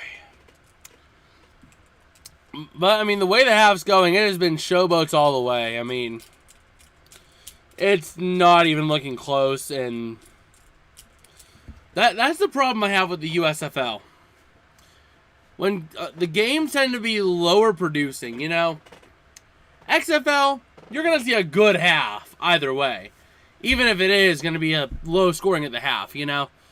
You're not going to see, oh, you have the ball. No, you have the ball. No, you have the ball. No, you have the ball.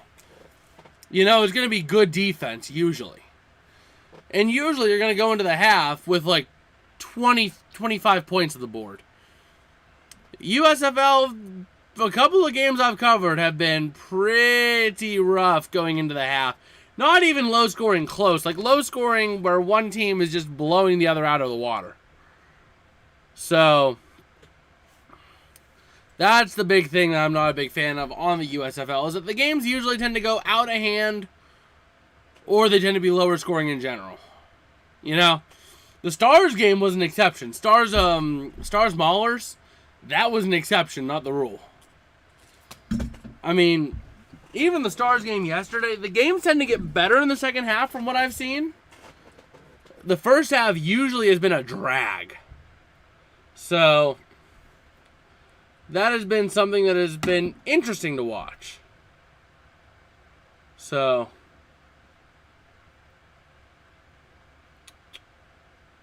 wow. But yeah, just taking a look here on Twitter while I have time because, well, we have time a little bit. At the half, as we're waiting for the half to come out. But yeah. Let me see here.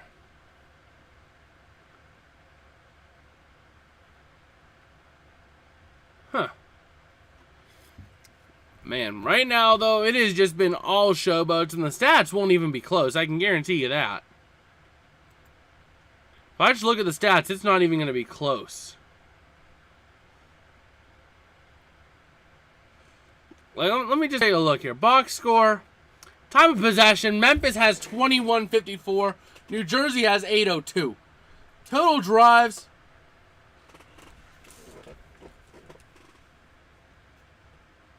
Like cheap AA baseball. Yeah, I mean, it is. The XFL was more like AAA, you know?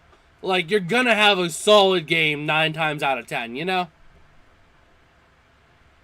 But this has just been rough. Show up whenever after church, get dressed or lunch, leave whenever. Yeah. I mean, like, this is literally like, just come when you want. Quality's meh. Have fun. Do what you want, you know? But yeah, just looking at stats from the first half, time of possession completely dominated by Memphis. 2-1 on total plays. 156 to 96 total yards. Another USFL issue is players will want to be in NFL camps. XFL has lots over to USFL. Exactly. That's the other problem, is that the USFL players can't go to NFL camps. You know, because their season literally ends. I have it right there. July 1st is the final. July 1st is the final of the USFL. So players have already missed camps. By the time they're eligible, you're already in training camp, you know? Exactly. They called you going to set me up best for the NFL. Exactly. The XFL plays right after the NFL season. You end right at this, pretty much near the draft, at the start of OTAs and training, or at the start of OTAs, you know? So you're right there. You're in the field of being able to go to training camp and into these OTAs, you know? You're able to get these invites halfway through OTAs and be able to ball out over there. USFL, by the time you're done, OTAs are already over and you're already gearing up for training camp. So that's the thing, that the USFL is going to struggle if they're going to do that. That's why I think if we're going to have a league that goes that late into the offseason, you got to do something where it's almost like a minor league system. I made a video on this a while back, about almost a month ago at this point, going over what I thought should happen, where it would be like a minor league system, where you can call up, send down during the NFL season, you know, have a cutoff at like week 15 or whatever of the NFL season to prevent teams from sending all their good players down to win the championship, because then you have your spring football league, which goes till, I don't know, whatever, July or whatever, starting after the Super Bowl, and then boom, year-round football. You have players you can call up and send down, have them call up, go to camp, you know, all that stuff. So that's what I think will be the best move, but at the same time, I still think we're a ways off. So that's the problem. Yeah, Tom Gross is in Cleveland today. Huh. And once again, I mean, you have the ability now where teams are inviting XFL players to their camps because the camp is, you know, happening now in their off season. But starting up the third quarter here, New Jersey having the ball, 2nd and 10 at their own 41.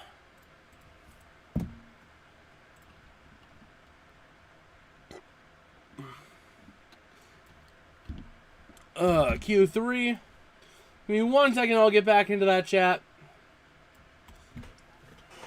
Let's see, I'm pretty sure XFL is trending to be minor league. I mean, that's the thing. I made a video where basically I said, okay, we take the XFL, we take the USFL, combine them together, expand both of them, and boom, 32 minor league teams, start your season right after the Super Bowl, 17 weeks, playoffs, takes you pretty much right up to, whatchamacallit, it takes you right up to training camp and preseason, you know? Takes you right into July, just like we're doing now. It's 20 weeks, you know, from the end of the NFL season, end of the Super Bowl, to the end of the USFL season, about 20 weeks, give or take.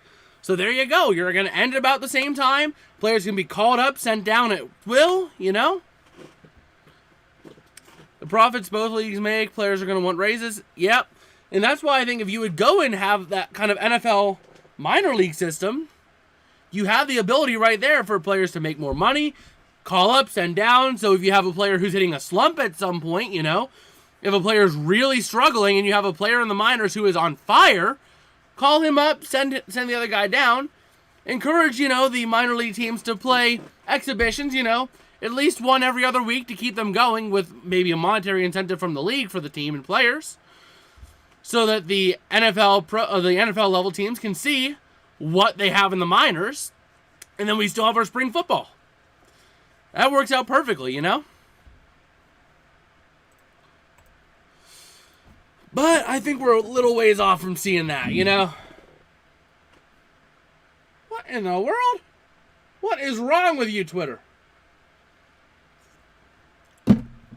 And whoa, the Generals getting a big play here after a, what was it, unnecessary roughness, tacking on to the run up to, oh man, tackled up to the Memphis 46 with a unnecessary roughness call. 1st and 10 at the Memphis 34 now. Oh, wait a minute. Wait, what just happened? Memphis now has the ball? Was there another turnover? Oh, come on. Did they seriously just turn it over? I'm waiting to see here because it looks like you had a turnover.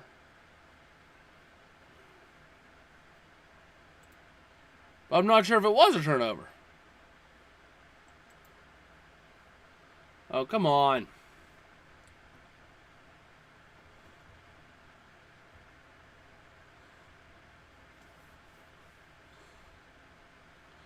Well, it says right here the Showboats have the ball, so I think the Showboats do have the ball. Which, once again, the Showboats are just running away with this. Yep, it was an intercepted pass.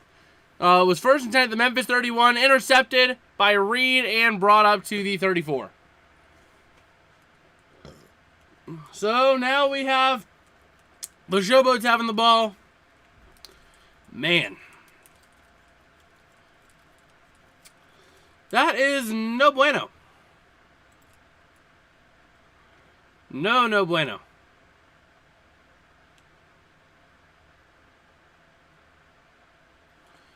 Oh, boy.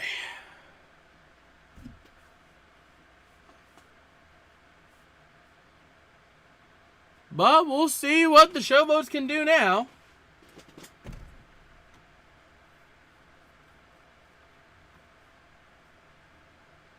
Oh, man.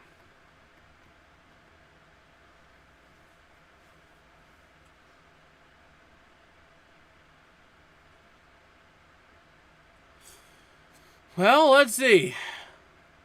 1st and 10 at the Memphis 34.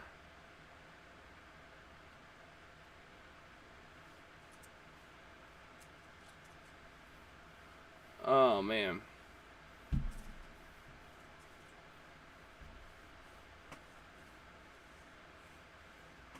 But yeah, we'll see how this plays out. Because, man, this is just not fun.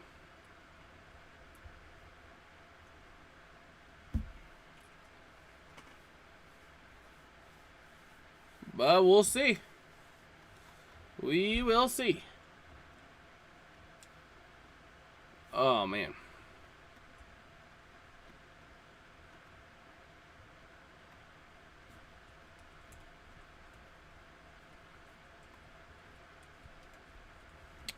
But yeah, we have 1st and 10 now at the Memphis 34 for the Showboats.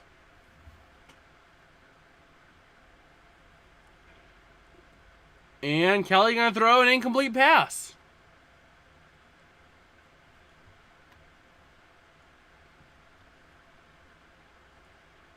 Oh, man.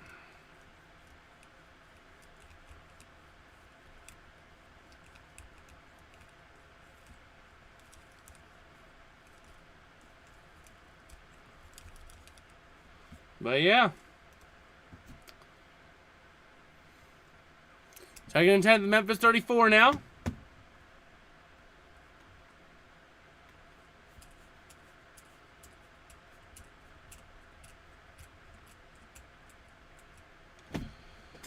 And a nice little 1st and 10 at the Memphis 39. Wait a minute. Oh, it was a legal contact penalty. Okay.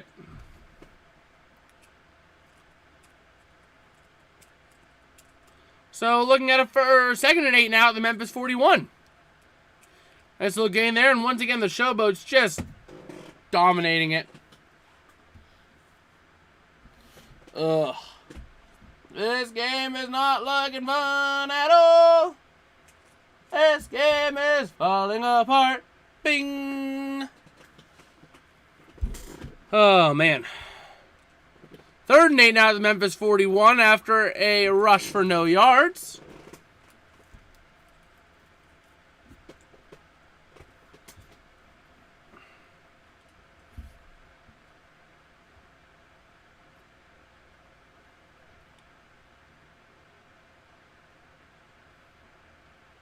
Huh.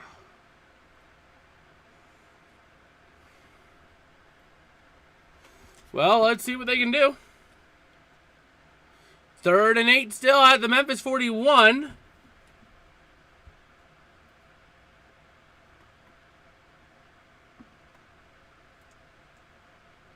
Oh, man.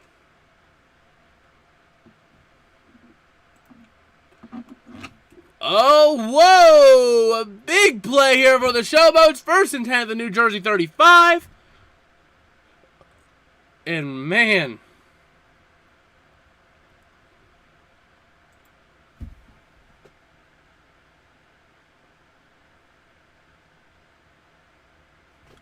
Ugh.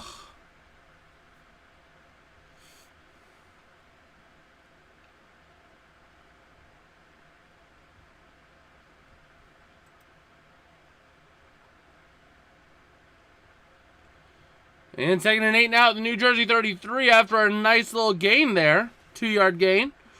But, man, once again, it is just a absolute Showboat annihilation today. I mean, like, it's not even to the point where it's fun to watch. It's just watching a full-on brutality. Complete brutality. Oh, man. And now 1st and goal after Kelly throws a pass, caught by Papeo all the way down to New Jersey 10. Man.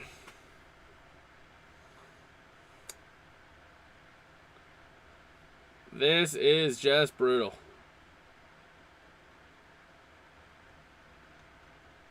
Wow. What in the world? What are you doing? Computer!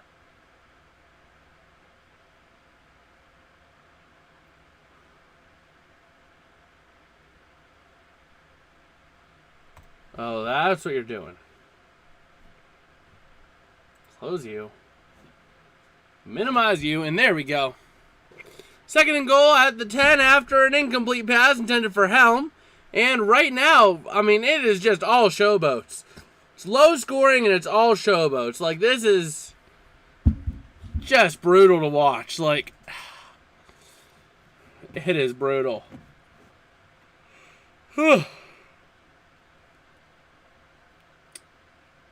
But we'll see how it goes.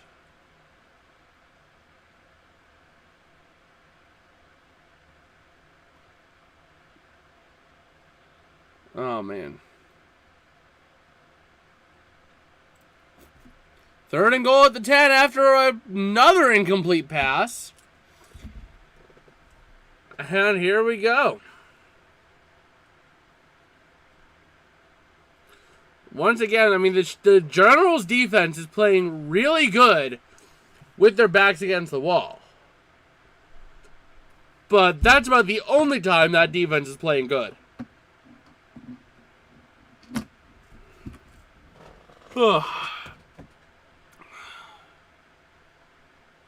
Man.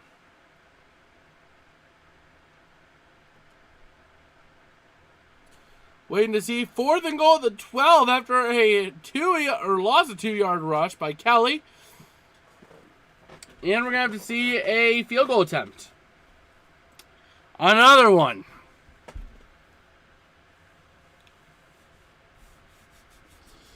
This is the 6th field goal attempt this game. Why? Why can't we get touchdowns? Why can't we have anything nice? They made the field goal, but why can't we have anything nice? 4 red zone trips. 4! 4 for the Showboats. Once again, the magical number 4 of the day. 4 trips to the red zone. Only 1 touchdown to show for it.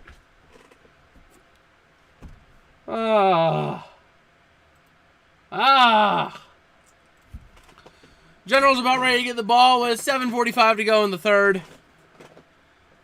And man, this is just brutal. Ugh.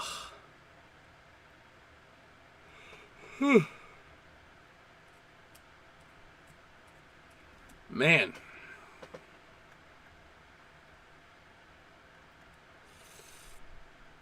Well, we'll see how it goes.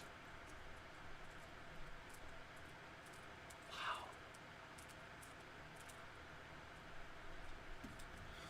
So, New Jersey about ready to get the ball back, but man, just watching this is just brutal. Like, I mean, I don't believe it. This game has been so bad. Offenses have been unable to finish drives. There's been a lot of turnovers, and man, it is just bad. Ugh.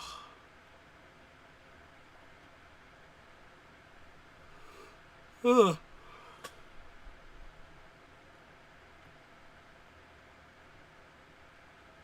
Man. This game is just absolute boring. All the colleges, these are the best QBs Generals could find. I know. The Generals are struggling with offense in general, and the Showboats are getting down there, but they are unable to finish a drive to save their lives. If their lives depended on them finishing a drive, dig the grave already. They're going to be 6 feet under. Like, 4 red zone trips. 4!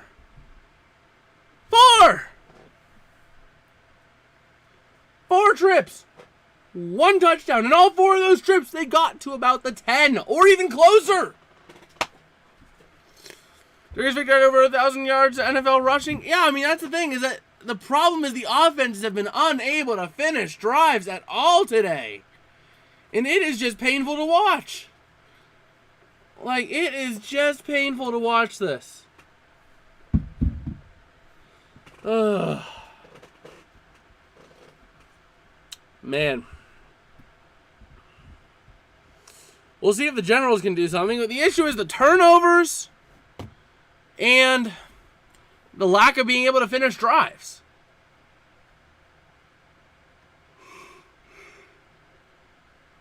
Ugh.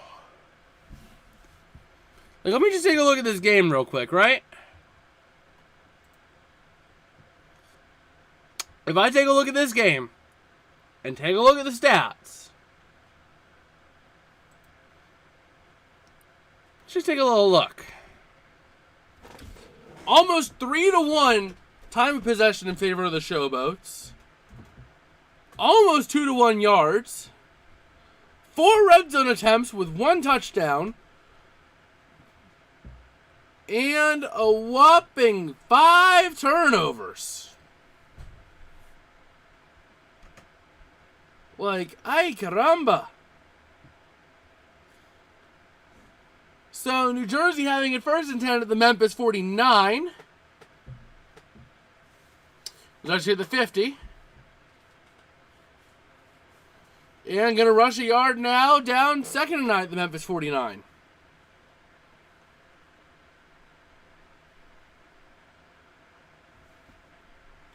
Oh, man.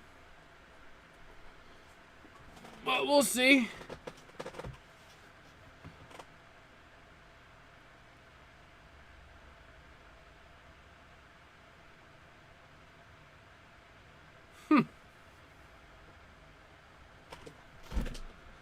But yeah, nice little gain for Victor once again. No, that wasn't for Victor, not necessarily, but a nice little gain up to the 33 for a 1st and 10. Do you donate to the Janeway Telethon? I don't believe I've ever heard of that. I do not believe I've ever heard of that.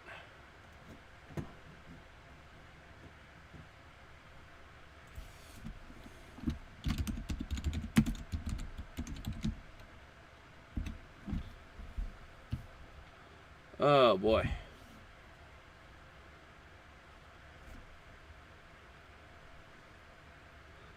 Oh, man.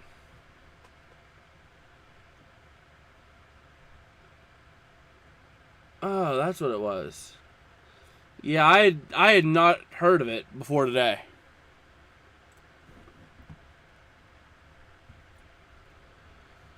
Oh, man. How many games are there in the season? There's 40 regular season games, 3 playoff games, and a lot of games have been playing out like this in the USFL. We've had some good ones, but a lot of the ones I've covered this season have been like this. It has been low scoring, teams not able to capitalize. I mean, it has been a drudge through all this. But maybe we're seeing a little bit of a spark going. From what I've seen, the second halves have usually been a lot better than the first halves. You usually will have a big comeback by one team in the second half and be close, or it'll end up tight. That's what I'm kind of holding out hope for here.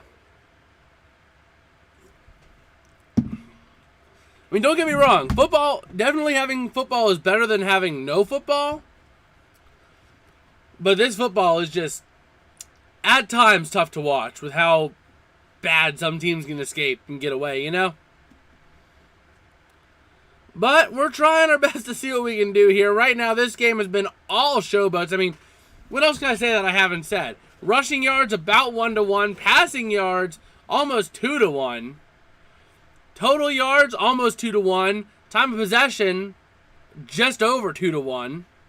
All in favor of the Showboats. Total plays almost 2-to-1. Once again in favor of the Showboats.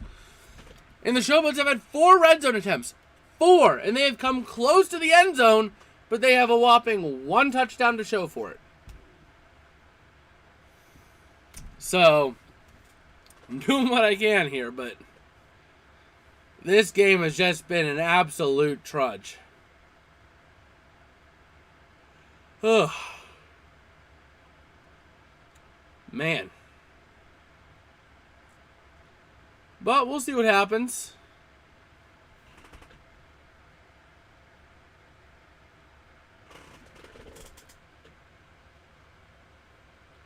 Call donate $5 a miracle match. And tell them that Riley wants. Huh? A little confused on that. A little bit.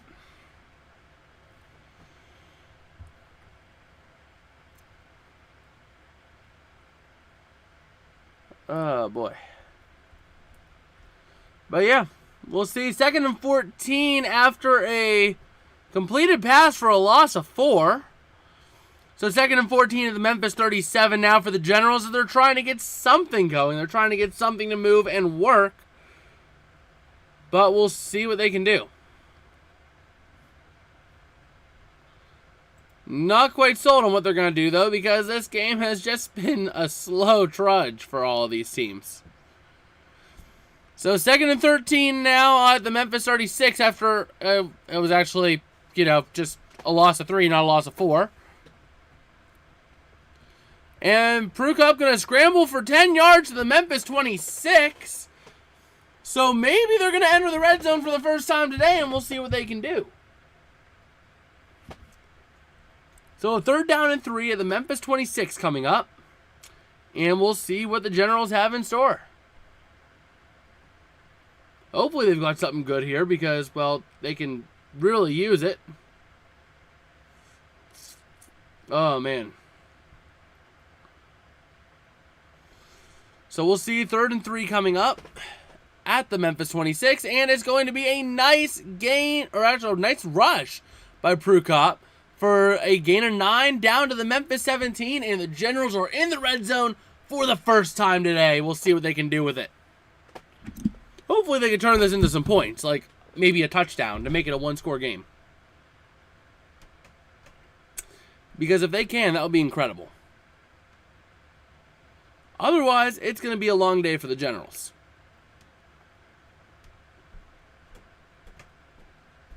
So we'll see what they can do. Oh, man. But, yeah.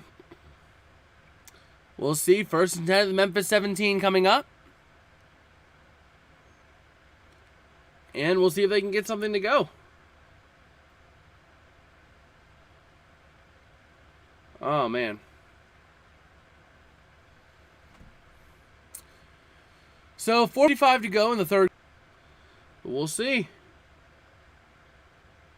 We will see. Down. Waiting on the PAT now to see if that goes through. But we have a 16-9 game, and now we have a ball game again. Still waiting on that PAT, though. Okay. Do we have the good PAT? Oh, penalty on an illegal substitution. So it's going to be a 38-yarder, not a not what would it be? 33-yarder. But they still make it. It's good. 16-10, and the Showboats are about ready to get the ball back. But we have ourselves a game now, folks. Maybe this game will start turning around a little bit, too, and we'll actually see it be good and close. Because, man. Ugh. But just taking a look as well.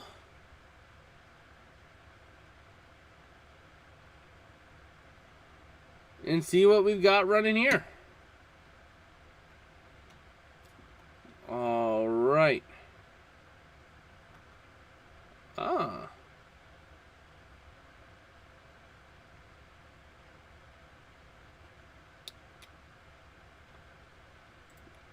Okay. Well, we'll see. With 4:13 to go in the third here. Ready to see what the Showboats can do if they can bounce back and get some more points on the board. We say the first half was poor offensive performance or dominant defensive. I mean, Generals definitely was poor offensive performance. It was definitely looking at a lot of miscues. If we take a look at the passing, pass attempts, they were 9 for 17. Their completion percentage now is honing on 50%. But if we look at this drive, we had... What was it? That was a completed pass. That was a completed pass. Another completed pass. So, I mean, they had 4 completed passes. So, they went 5 for 12 on passes in the first half. Or 5 for 13 for passes on the first half. Well under 50%. Unable to get any sort of offense moving. Now, the Generals, they did have good defense when the Showboats put their backs to the wall. So, the Showboats 13 was a fact of the matter of the Generals' defense clutching up when their backs were pinned to a wall. But the Generals just had absolutely nothing. Absolutely nothing. And keep in mind, it's been a sloppy game in general with all the turnovers, too. I mean, there's been 5 turnovers this game. 5. And they all came in the first half. That was 2 fumbles and 3 interceptions. 3 of them, so 1 fumble lost and 2 interceptions against the Generals, and 1 against the Showboats. So net turnovers favor the Showboats by 1, but it has just been a generally sloppy game. Just looking at how everything's been playing out here. But, once again, USFL, a lot of times the second half has been a lot better. So, we'll see how the second half plays out here, which it looks like it might be starting to shape up a little bit more. As second half, we've had 2 drives and 2 scores. Well, actually, 3 drives, 2 scores, 1 interception. But still, looking at it, it's looking like the second half is setting up to be a lot better. We have 4:13 remaining here in the third quarter, and the Showboats have the ball at their own 30. After Skiba kicks a 76-yard kick to the Memphis 4, returned up to the 30. So we'll see here. See what they can do. All right. So we'll see what they've got going, what the Showboats have in the tank, if they can get anything to turn it around a little bit. And see if they can get a touchdown on the board. I mean, that's the thing, is that the Showboats have been stalling out big time whenever their drives get close. Here we go. Kelly going to throw a pass, caught by Dylan, gain of 10 up to the 40. So it's looking out a 1st and 10 at their own 40 for the Showboats now. So looking at a decent spot here. All right. And we'll see 2nd and 1 now at the Memphis 39. Wait a minute. Okay, so they only rolled him for 9 yards, not 10. But doesn't matter. Kelly throws a pass, caught by Helm at the Memphis 39. Gain of 13 up to the 48 of the Generals for a 1st and 10 with 3:40 to go in the 3rd. So right now, just seeing how it's going, the Showboats starting to get stuff clicking. They're starting to move the ball a bit more, and they're starting to turn things around here. Starting to turn a bit of a corner. Now, obviously, it looks like the Showboats are winning this game, but at the same time, it will be nice for them to get a touchdown on the board, another one on the board this half. So, we'll see. We will see. And if I take a look once again at the box score, or at the breakdown by quarter score, if this wants to work. Meanwhile, White going to get a nice little 1-yard rush down to the 47 of the Generals for a 2nd and 9. But if we take a look here, 1st quarter, 6-3 in favor of Memphis. 2nd quarter, 7-0 in favor of Memphis. 3rd quarter, we have the most scoring we have had in any quarter at 7-3 for the Generals. And we still have part of the 3rd quarter to go here, depending on how they play out this drive, as Kelly throws a pass. Gain of 10, caught by Mitchell for a 1st and 10 at the 37. Nice little gain there, and the Showboats are going to be driving with 2.5 to go in this 3rd quarter. All right. So 1st and 10 at the New Jersey 37, seeing if they can get some more points on the board here. We'll see what they've got in the tank. With 2.5 to go in the 3rd. They're going to get a nice little rush, gain of 3 down to the 35. So it's going to be a 2nd and 7 for the Showboats with 2 minutes to go. And once again, you know, just waiting to see how this plays out. Probably going to continue this drive into the 4th quarter. And it's looking like the Showboats really are just putting on a performance here tonight. Well, today. They're doing everything they gotta do. They're doing everything right, you know. So we'll see how this plays out here. But once again, seeing a relatively high-scoring quarter, setting up for a potentially explosive 4th quarter, as we have a tight game at 16-10. And Kelly gonna scramble, gain of 1 up to the 32. So it is going to be a 2nd and 6 at the 32. All right. Wait, that should be 2nd and 4, or 3rd and 4, not... Yeah, it should be 3rd and 4, because it was from the 38 was the original down and distance. I think the online thing's a little messed up here. So Kelly gonna throw, caught, gain of 7 down to the New Jersey 25 for a 1st down. 1st and 10 at the New Jersey 25, and the Showboats are grooving once again. They are on cruise control. With 48 seconds to go in the 3rd, we probably got 1 play left in us in this quarter. And we'll see.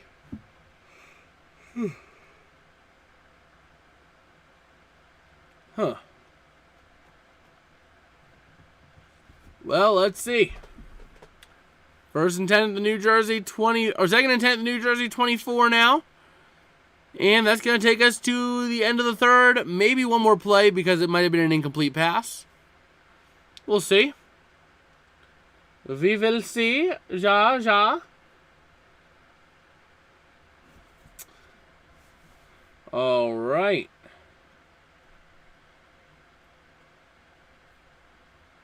Well, let's see. And that does take us to the end of the third. Ooh, oh, that was close. That was a close one. Kelly fumbling the ball, but he ends up recovering it. Good thing he did, too. Otherwise, that could have completely ruined that drive, and the Generals get some momentum. I mean, that was...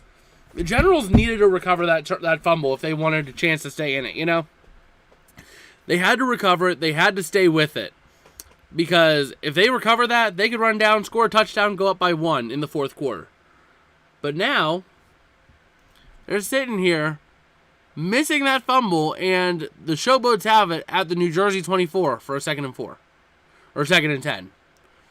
So, that might have very well been New Jersey's chance that they didn't end up being able to take. So, we'll see. We will see.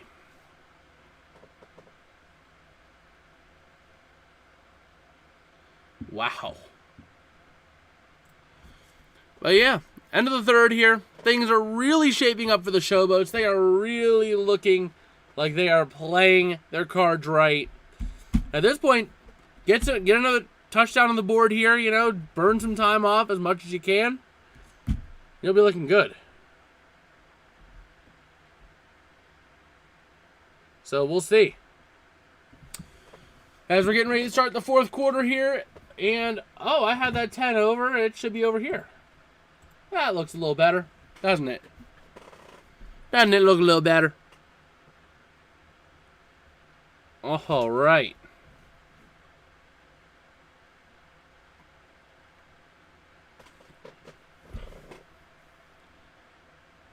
Wow. So getting ready now, fourth quarter. Going to be a pivotal quarter here because, well, we're going to have to see if the Generals can get this going. I mean, we'll see. Can they get this? Can they keep it moving? Will the Showboats be able to put this away? Because I think a touchdown here for the Showboats, up by 13 in the fourth quarter. Probably you're talking 12 minutes to go in the fourth quarter. That all but puts it away in my mind.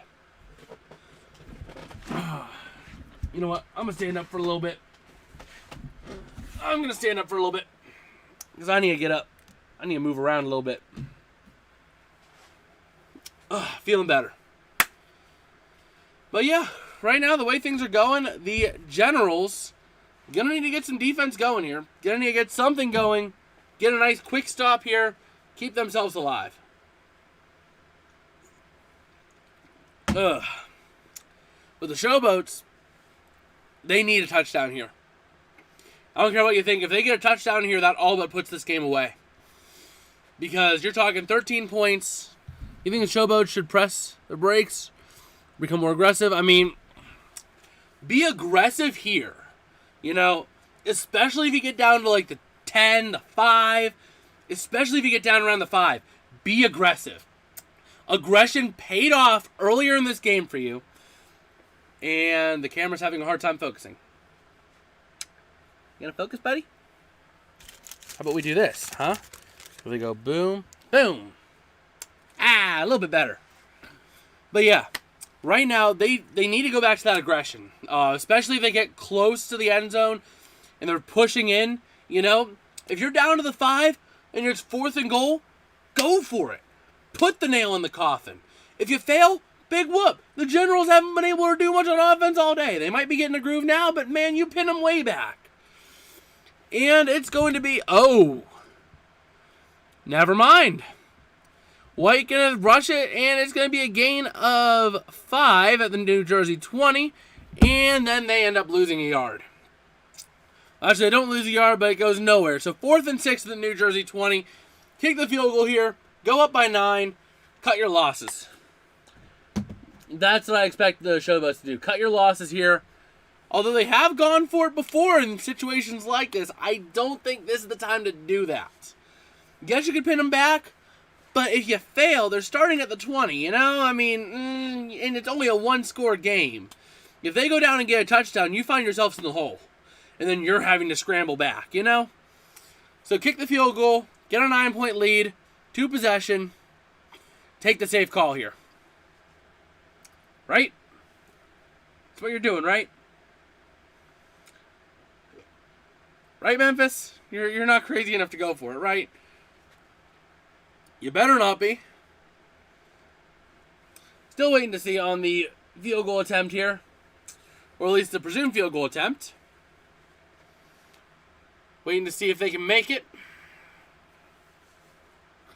And, oh boy.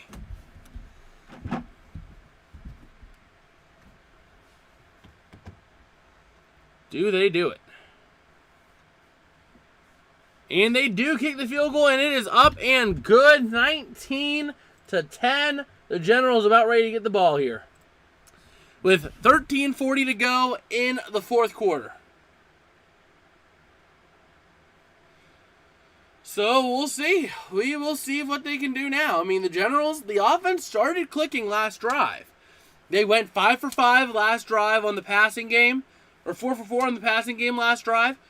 Play into the passing game. Take advantage of it. Go for the deep shots. Do what you got to do. Because right now, you're starting to get the offense going. It's starting to click. It's starting to work. Go for it. Play into that passing game, and you'll be fine, Memphis, or New Jersey. Now, if you don't do that, then you might be in trouble. But, I don't know. I don't know. What do I know? I'm not a player. I'm not a coach. I'm just an analyst. Oh, boy.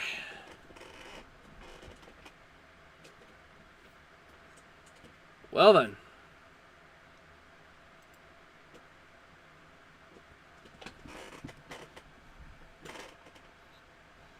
Well, let's see.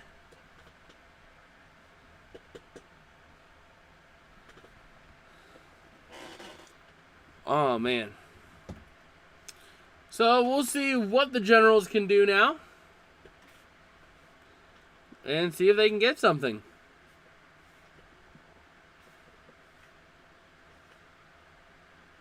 Oh, all right.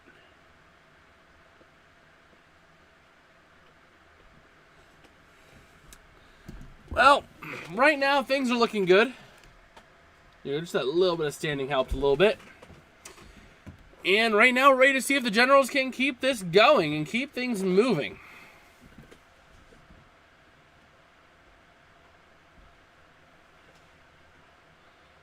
But we'll see. Oh, man.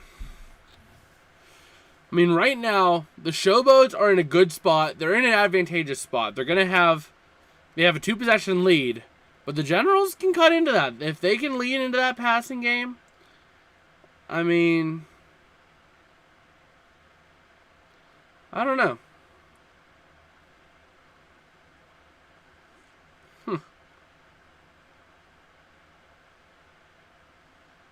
Oh, man.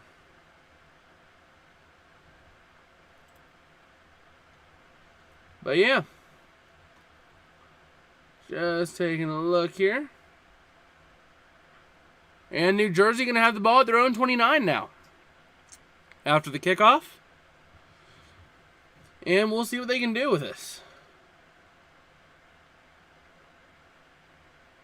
Oh, man.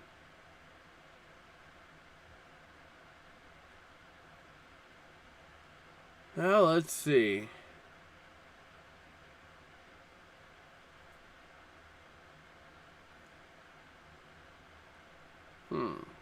So 1st and 10, the New Jersey 29. Ready to see what they can do here.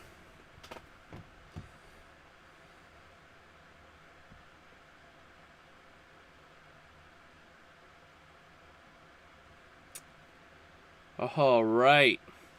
And a nice little gain by Pruka up to the 29.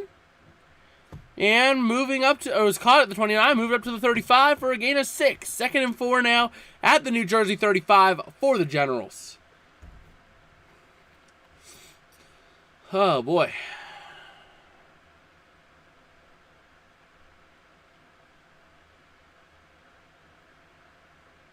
But, yeah.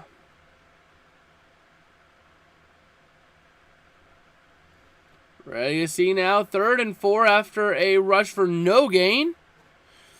And the Generals going to need to go to the passing game here. Try to see if they can flip this over and get something going.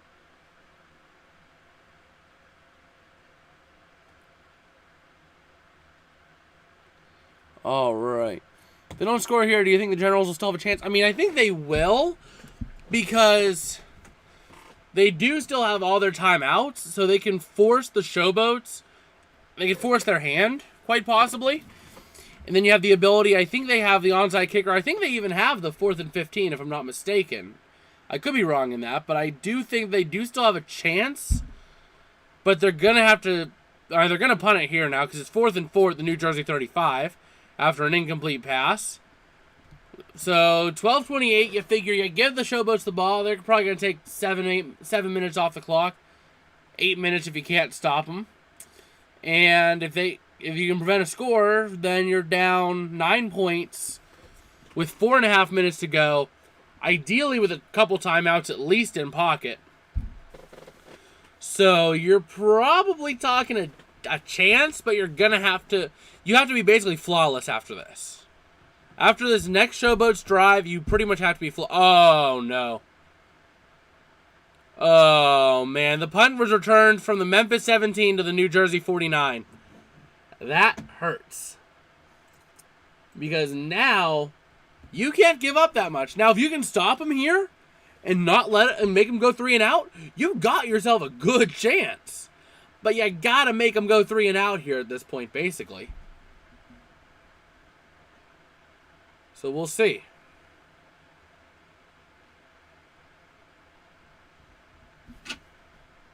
We will see. But I do think that New Jersey not being able to convert there really did cause problems for them.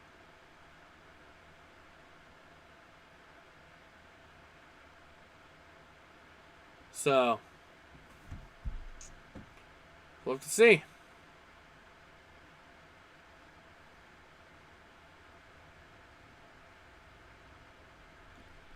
Waiting to see now. So Kelly throws incomplete pass. That helps the Generals here. 2nd and 10 at the New Jersey 49.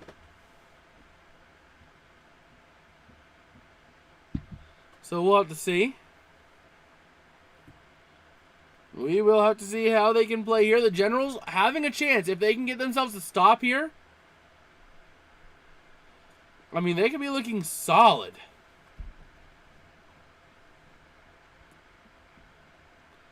We'll have to see what they can do.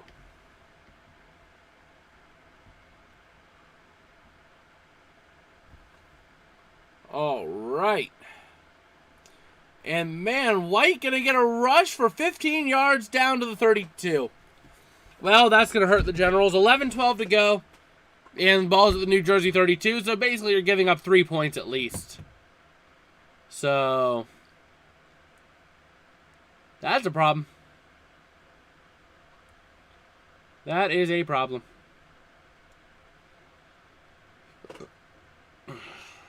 But we'll see. Can the Generals get some sort of redeeming quality here?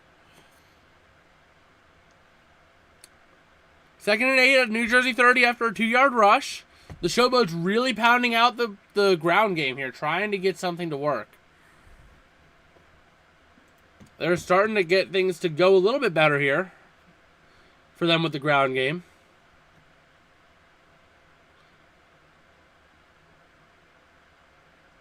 Oh, man.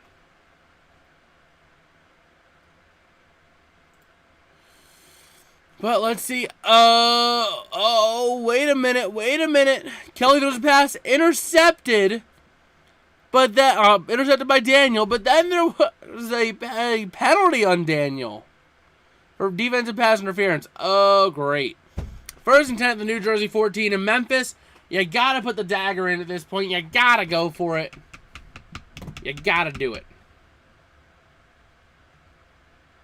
No doubt in my mind, they gotta go for it here. You know?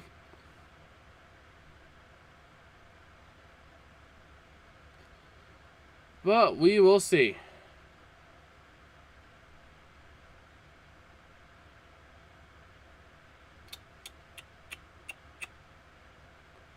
Well, 9:57 to go. First and 10 at the New Jersey 14 for the Showboats. They are really looking to be in a good spot here. And we'll see what they can do. Oh, man. But, yeah.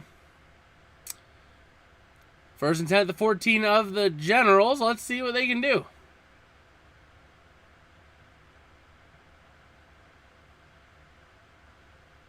All right. Still waiting now to see what this play is here. But the Showboats really going to be looking at a good spot here, especially how deep they are. And wait a minute. Why are they back at the 21? Why is it 2nd and 9 at the 21? I don't know why that happened the way it was, but now it's 2nd and 9 at the New Jersey 21 after a rush of 1 yard. A little confusing there, but man.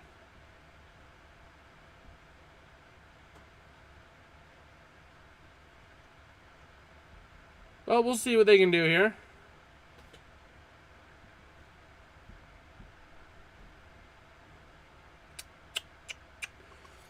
But looking at the way it is, the Showboats really looking at a decent spot, even if they don't get a lot here.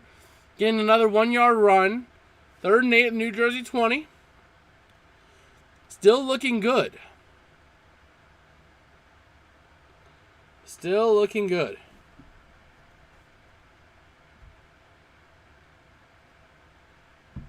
All right. And Kelly scrambles for no gain, so it's going to be 4th and 8 at the New Jersey 20. So now going to have to kick the field goal here. Seeing what they can do. They're going to kick the field goal, make it 22-10. The Generals are going to have 7.5 minutes, give or take, to get 12 points on the board. So we'll see.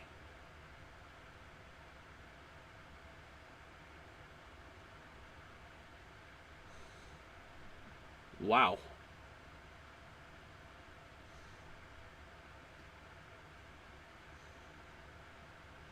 But let's see. Are they going to make it? And they do make the field goal. So 22-6. Or 22-10. 12-point lead for the Showboats. The Generals about ready to get the ball back. Once again, another red zone trip denied for the Showboats. The Generals' red zone defense has been solid, but everywhere else has been brutal. So we'll see what they can do. We'll see if they can get something going.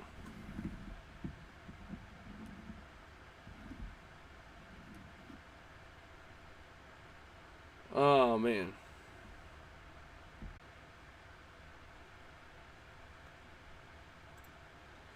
Man. But right now, getting ready to see what they can do.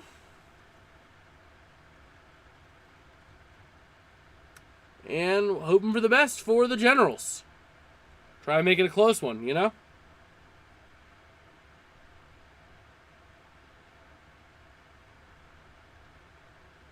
All right. Hopefully this kickoff comes over soon because I want to see the rest of this game finish up, you know?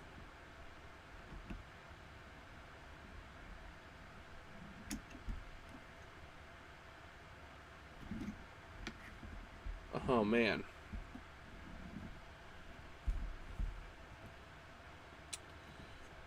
And we'll see. 7:21 to go in the 4th quarter. The Generals down 12. And we'll see.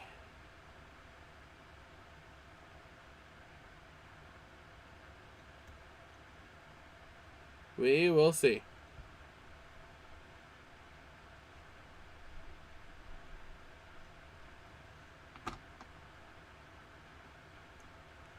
Okay.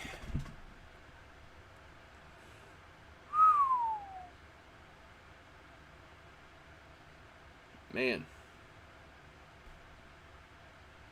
So 7:21. Still waiting. I don't know what's taking this kickoff so long. But it is taking a while.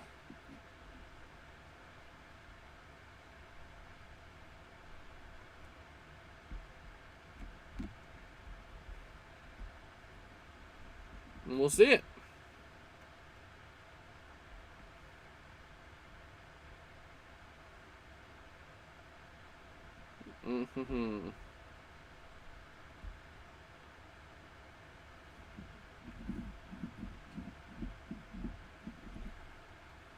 Okay, so New Jersey going to have the ball now.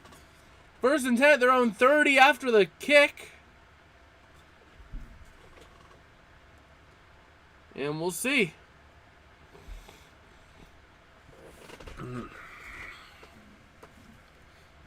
Okay.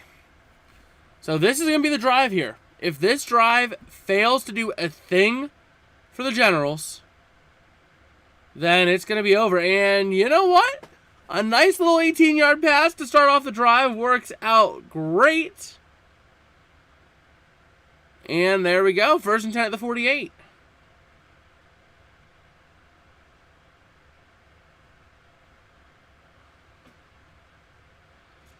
All right.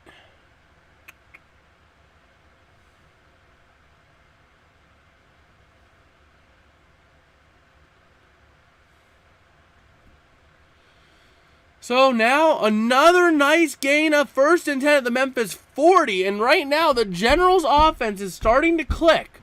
The question is it too little too late? That's my concern. It's a little too late. But, you know, they have a chance. 6:51 to go.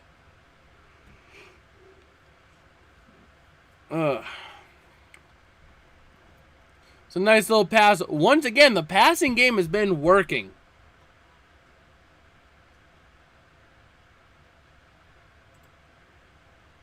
But we'll see.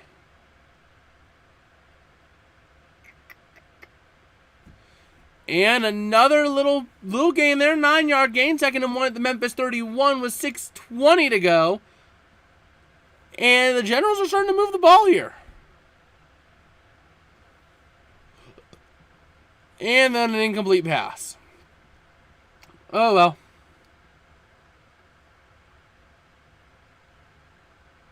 Oh, well for them.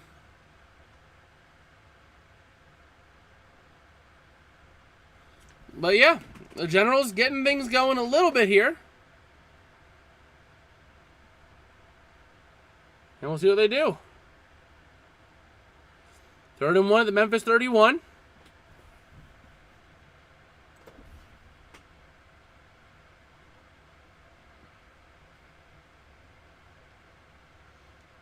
And we'll see it.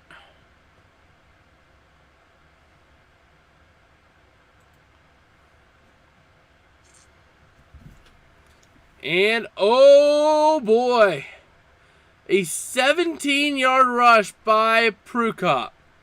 Gonna be now a 1st and 10 at the Memphis 14. And the Showboats are now having their heels, or on their heels. And the Generals are pushing them big time. Oh man, here we go. 2nd and 2 at the Memphis 4. Oh man. 2nd and 2 at the Memphis 4. The Generals are threatening to score a touchdown. So we'll see. Can they punch it in from the 4? You're definitely going for it here, no matter what happens. We'll see it.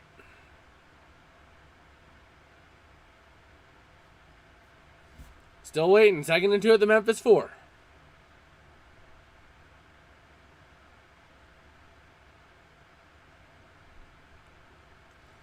Oh, man. Well, we could be seeing a good finish here if the Generals' defense can hold out. 4:48 to go. 2nd and 2 at the Memphis 4.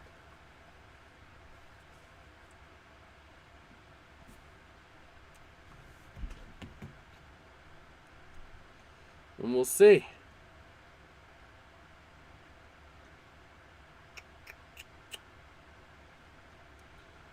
Still waiting on this play here. Wondering if New Jersey took a timeout. But we'll see.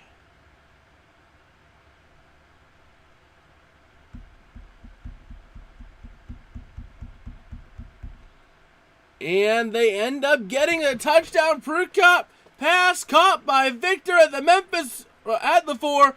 Gain of 4. Touchdown. Waiting on the PAT now. 6-point game.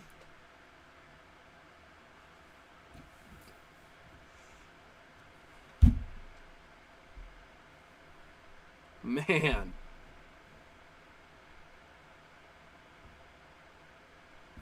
But here we go. Is the PAT good? Make it a 5-point game if it is. You gotta make it. Because if Memphis goes down and gets a field goal, you are in trouble. If you don't make this. 4:04 to go. And all timeouts. So keep that in mind as well.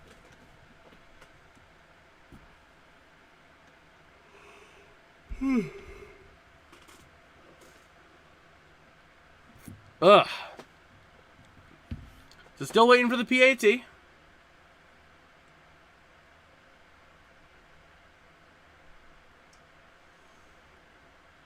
Not sure if we have it yet.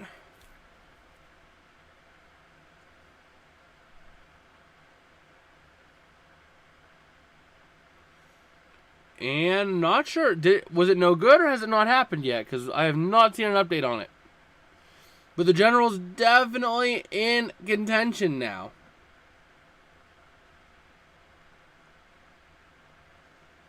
But we'll have to see.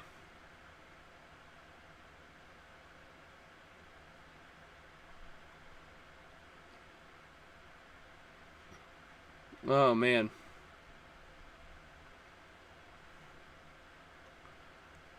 I'm wondering if it was no good. The PAT might have been no good. That is a huge problem if it's no good.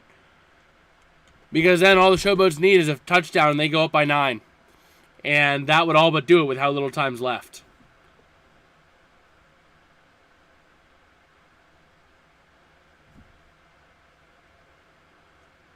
Three-point conversion attempt. Oh, why would you go? Oh, you tried to make it a 3-point game. Oh, man. Prukop, incomplete pass. No good. I don't know why you would have gone for 3, because all you had to do was get the 1 point there, go down and get a touchdown and get a 2-point if they score a field goal. You know? But now, if they score a field goal, you have to go for the 3-point again. Oh, man. And the Showboats have the ball at their own 48 after the kickoff. Not quite what you were hoping for. Oh, no. Oh, no. A 47-yard rush down to the New Jersey 5. And just like that, folks, that is all but going to seal this game here. Wowzers. Wowzers, wowzers, wowzers.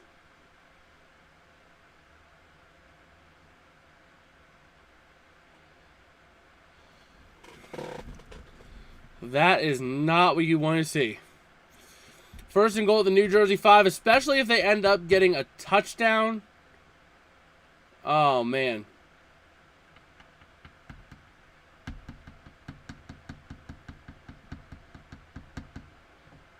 Oh, no.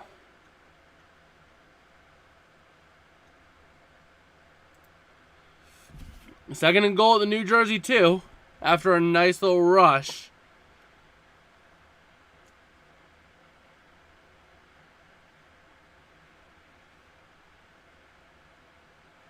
Oh, no.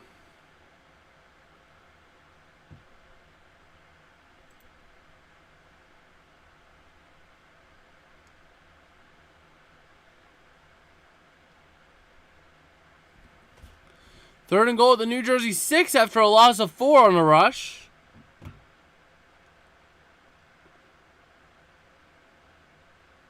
Oh, man.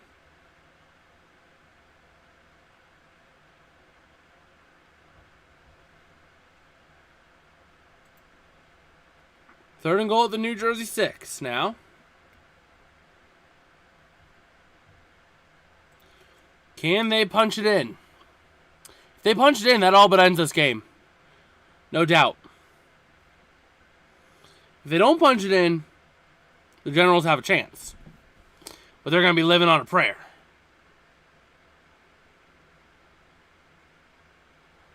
But we'll see.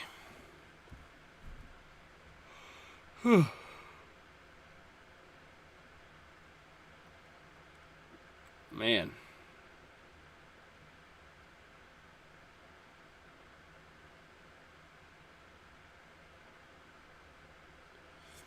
And New Jersey going to take their first time out here with 2:18 to go.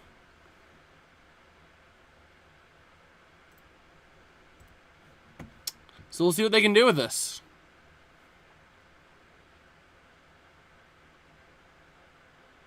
But man.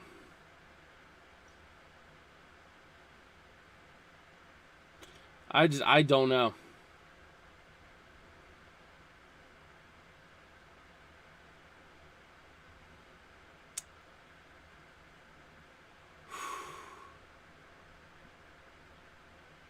Man.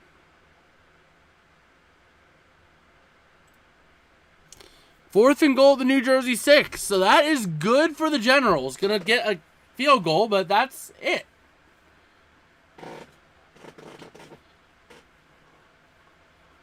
All right. So ready to see the field goal here. We make it 25-16, and they make it. Another red zone attempt, another field goal.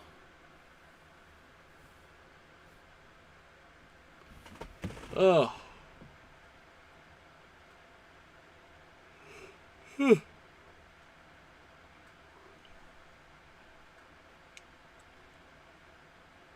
But yeah. 2:13 to go. The Generals are going to need 9 points. So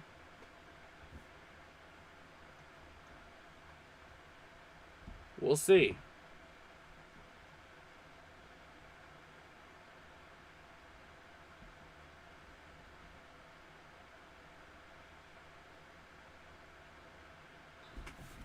Oh, come on.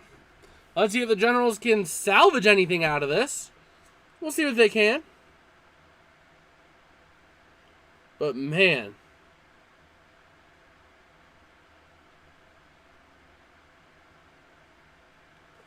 This has just been a long game.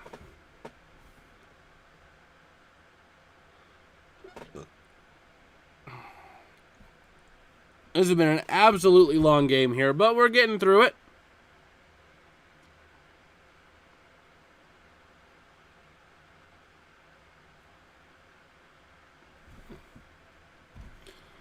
But yeah.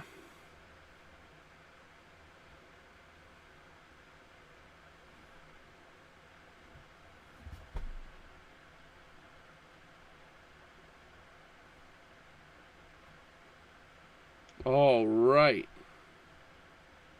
So waiting to see where the Generals get the ball and see what they do with this.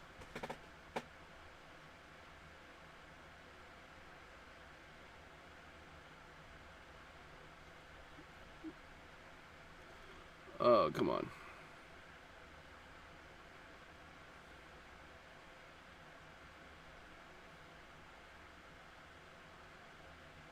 Wow.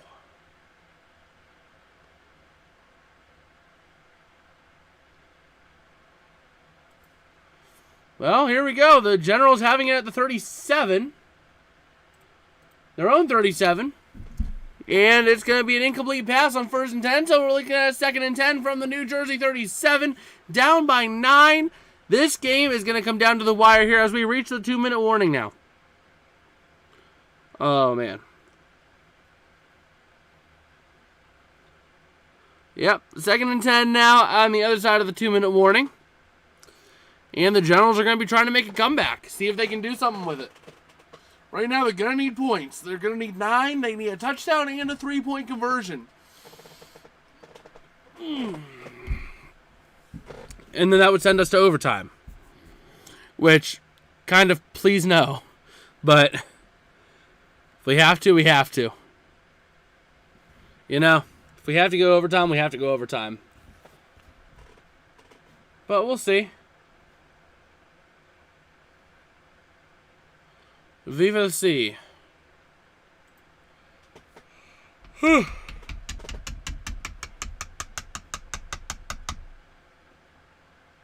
Ugh.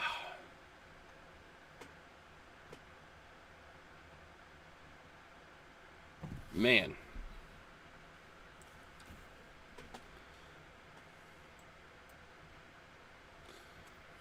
But we'll see here. So, looking at a 2nd and 10 on the other side of the 2-minute warning.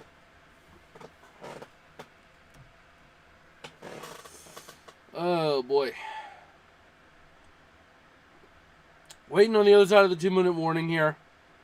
The Generals are trying to salvage this. Barely escape with a win. At least ended to overtime. Whereas the Showboats are trying to prevent that and secure their win. If the Showboats can force a 3-and-out here, or if they can stop the Generals, they win. No doubt. Because the Generals will take about 30 seconds off the clock here, assuming they use their timeouts. If they don't use their timeouts, you're looking at about 1:15, give or take, right? So, 1:15 with 2 timeouts, it's not going to be enough. So, this game is all but over if the Generals can't find a way to score. If it's a 3-and-out, it's all but over here. So, we'll just have to see how it plays out. But the Generals still having 2 timeouts, going to need to get something to work if they want to make this happen. So, we'll have to see here. On the other side of the 2-minute warning, we will have a 2nd and 10 at the New Jersey 37. And Prukop throws an incomplete pass. Not helping your case there, buddy.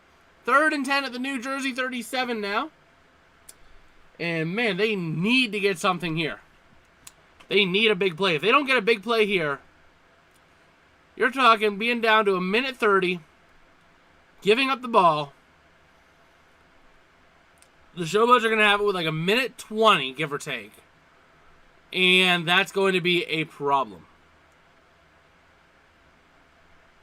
But we'll see. And they don't complete it. Prukop, another incomplete pass. 4th and 10 at the New Jersey 37. They're going to have to go for it here. Now they're taking a lot less time off the clock than I thought they would have. So there's 1:54 to go after the incompletion. And it's at the New Jersey 37.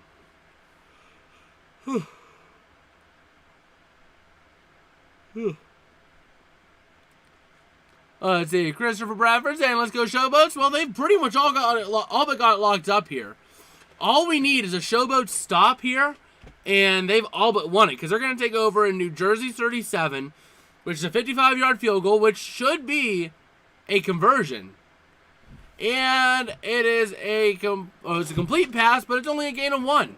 So the Showboats are going to take over at the New Jersey 38. They need a couple yards to be safely within field goal range. And if that happens, forget about it. It's game over. If they're safely in field goal range with 1:48 to go, the Generals have 2 timeouts. So the Generals can do something to stop it, but they're going to need to get a stop. They need to force a 3-and-out here and then have a quick offensive succession in order to send it to overtime. Otherwise, it's over, and the Showboats have won this game. Which is kind of surprising, but that tells me to not pick the Showboats next week because, well, every time a team's been on a long win streak this season and they played New Jersey, they lost the next week. So, just so happened the other 2 teams that had a 4-game win streak, beating New Jersey as their 4th win, they met Memphis and lost both those games. But, you know.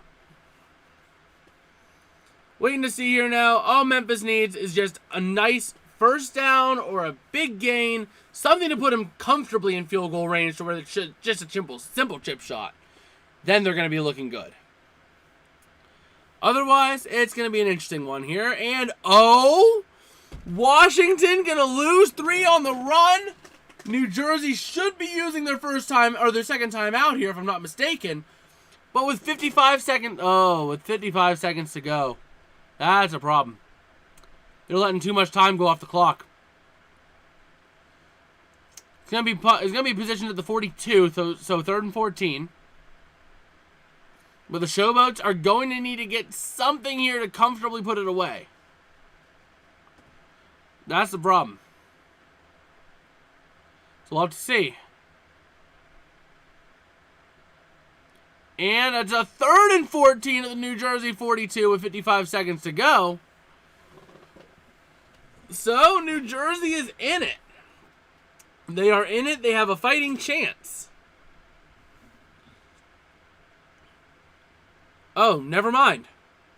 Wait. Huh? New Jersey still had 2 timeouts. How are you able to kneel? I mean, they're kneeling it out, so it's game over, but I didn't think they were able to kneel it out.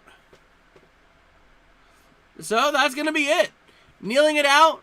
And the final score of this one's going to be 25-16 in favor of the Showboats, going on to a 5-game win streak. That is the longest win streak of the season for the USFL. So, does that say something about Memphis? I mean, right now, they're going to be 1 game behind Birmingham, and they're going to be a game ahead of Houston. If New Orleans loses, they're going to be a game ahead of New Orleans too. And that leaves Birmingham an opportunity for a simple win and in next week. And I think if the right conditions are met, Memphis can clinch next week if the right conditions are met, assuming New Orleans loses. I have to go ahead and take a look into that. But I'll probably do all that research for this week. You know, going in, especially for the predictions video, I'm going to try to get all that stuff out for you. I might make a short on that on clinching scenarios this week because there's going to be more to it. But I think that's about going to do it for me today. If you guys did like, don't forget to smash like and subscribe. It helps me out a whole lot. And I guess with that, I will see you.